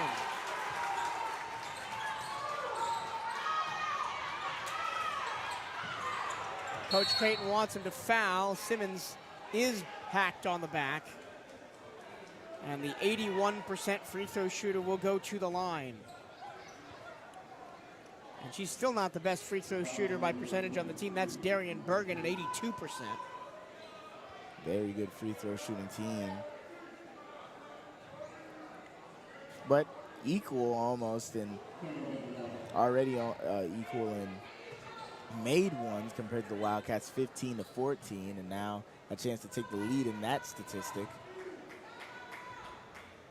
And the first one is long, but I mean, you could look at this a number of ways, right? You could look at the low field goal percentage and the difficulty on offense. I mean, you can look at the only 2 3-pointers coming in the last, 2 minutes, and 0 for 13 before that. And I mean, the Wildcats really struggling on offense is the story of the game and the story of the second half of their season.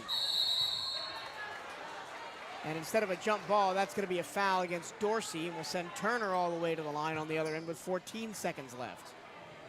Yeah, just didn't get the rub of the green there. Kayla White tried to get a tough shot up, just didn't go in, and then couldn't get the second chance opportunity. And now the ball's going to go the whole other 94 feet to the other charity stripe here, as the Bulldogs will try to look to close this one out.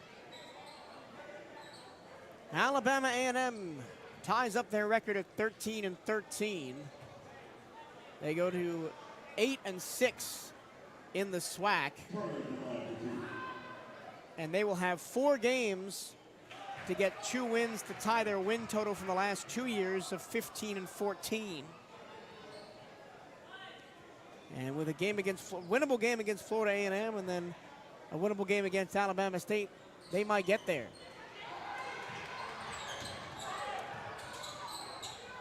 Last possession for the Wildcats. It'll be the Chanel Wilson show, and she's got another one. Where was this all game? And they foul again with 5 seconds left.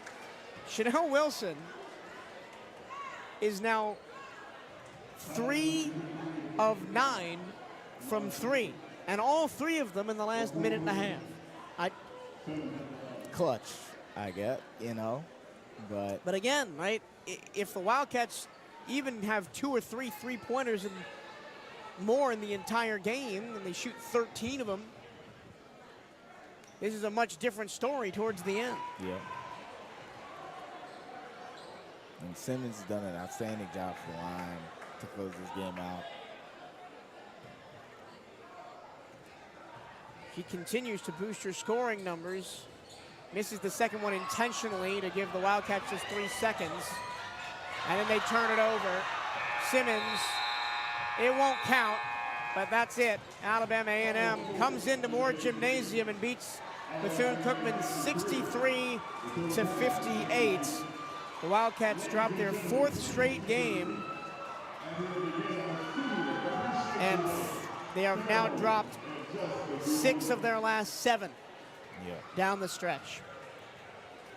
A season that started with a lot of promise, especially in the non-conference, and they started really hot in conference too.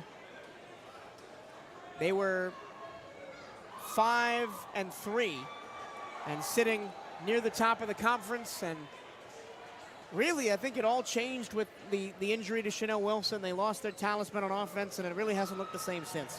Yeah, it just hasn't worked out in their favor. The injuries to, you know, key players at important times of the season, and then having to play, you know, extended, very extended stretches for a lot of the players that were left, and that just, you know, messes with your scheduling and, you know, depth chart and all that stuff. We'll get out of your way in pretty short order, right?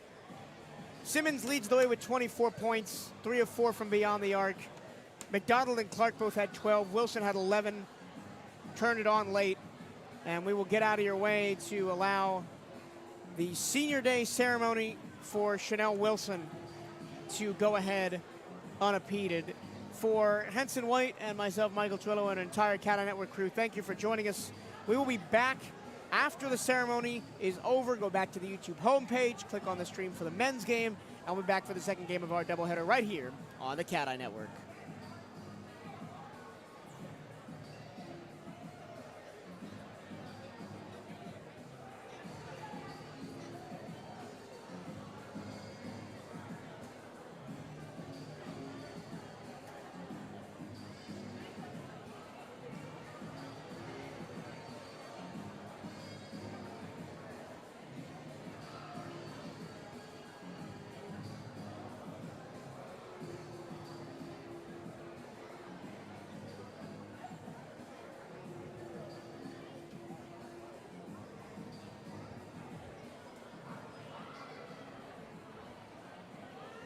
Ladies and gentlemen, please keep your seats as we will begin our Senior Appreciation Day ceremony in just a moment.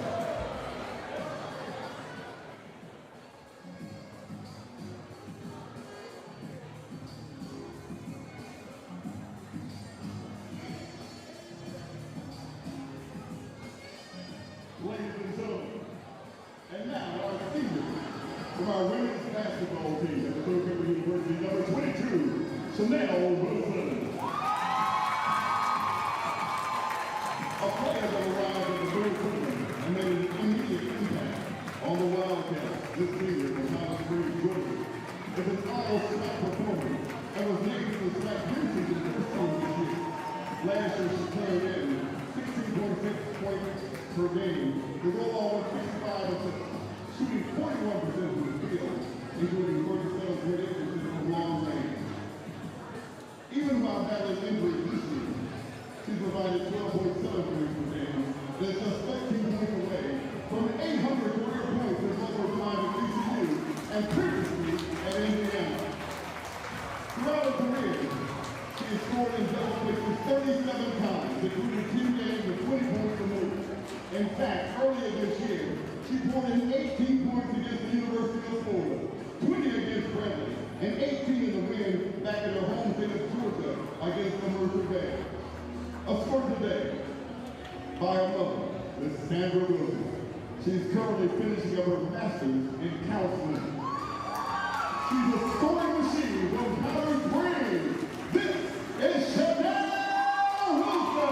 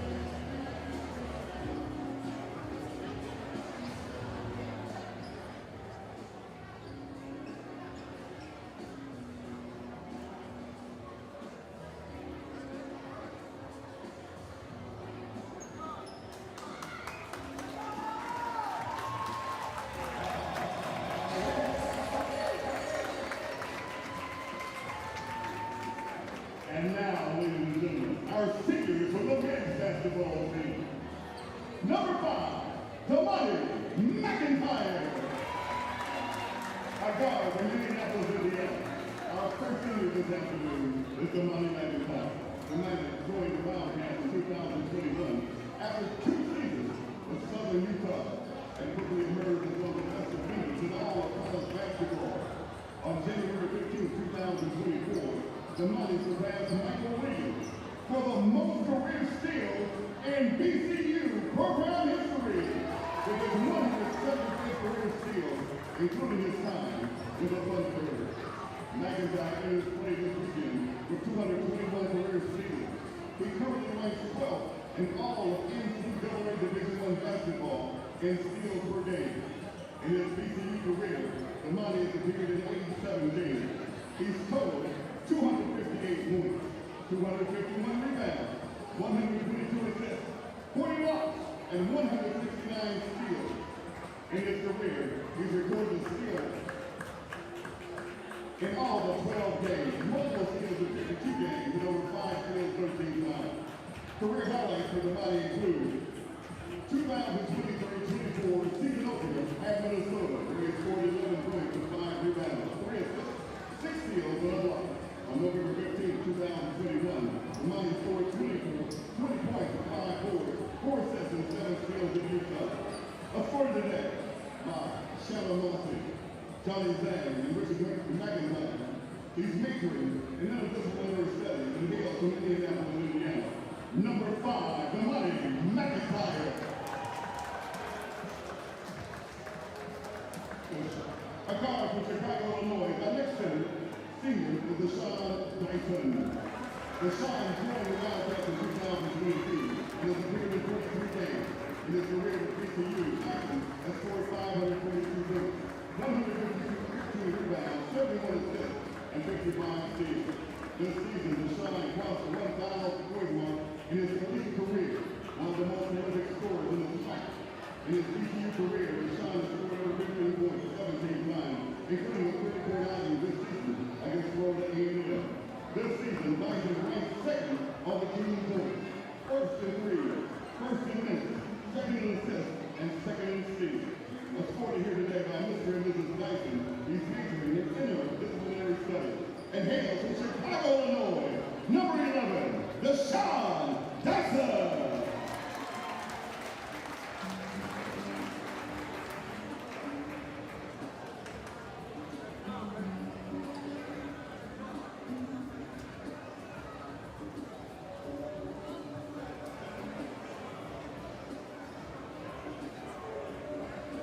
final senior this afternoon, a forward from San Diego, California, Derek Hollinger.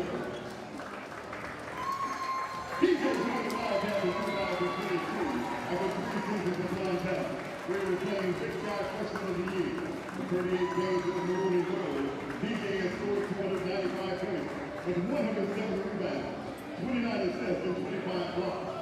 DJ has scored in double figures 14 times as a Wildcat and grabbed over 5 boards 11 times. On January 20th this season, DJ scored 18 points with 4 rebounds, a steal, and a block. Escorted today by Derek Carter Hollinger. Trey Carter Hollinger is majoring in interdisciplinary studies and sociology and hails from San Diego, California. Number 23, DJ Carter Hollinger Jr.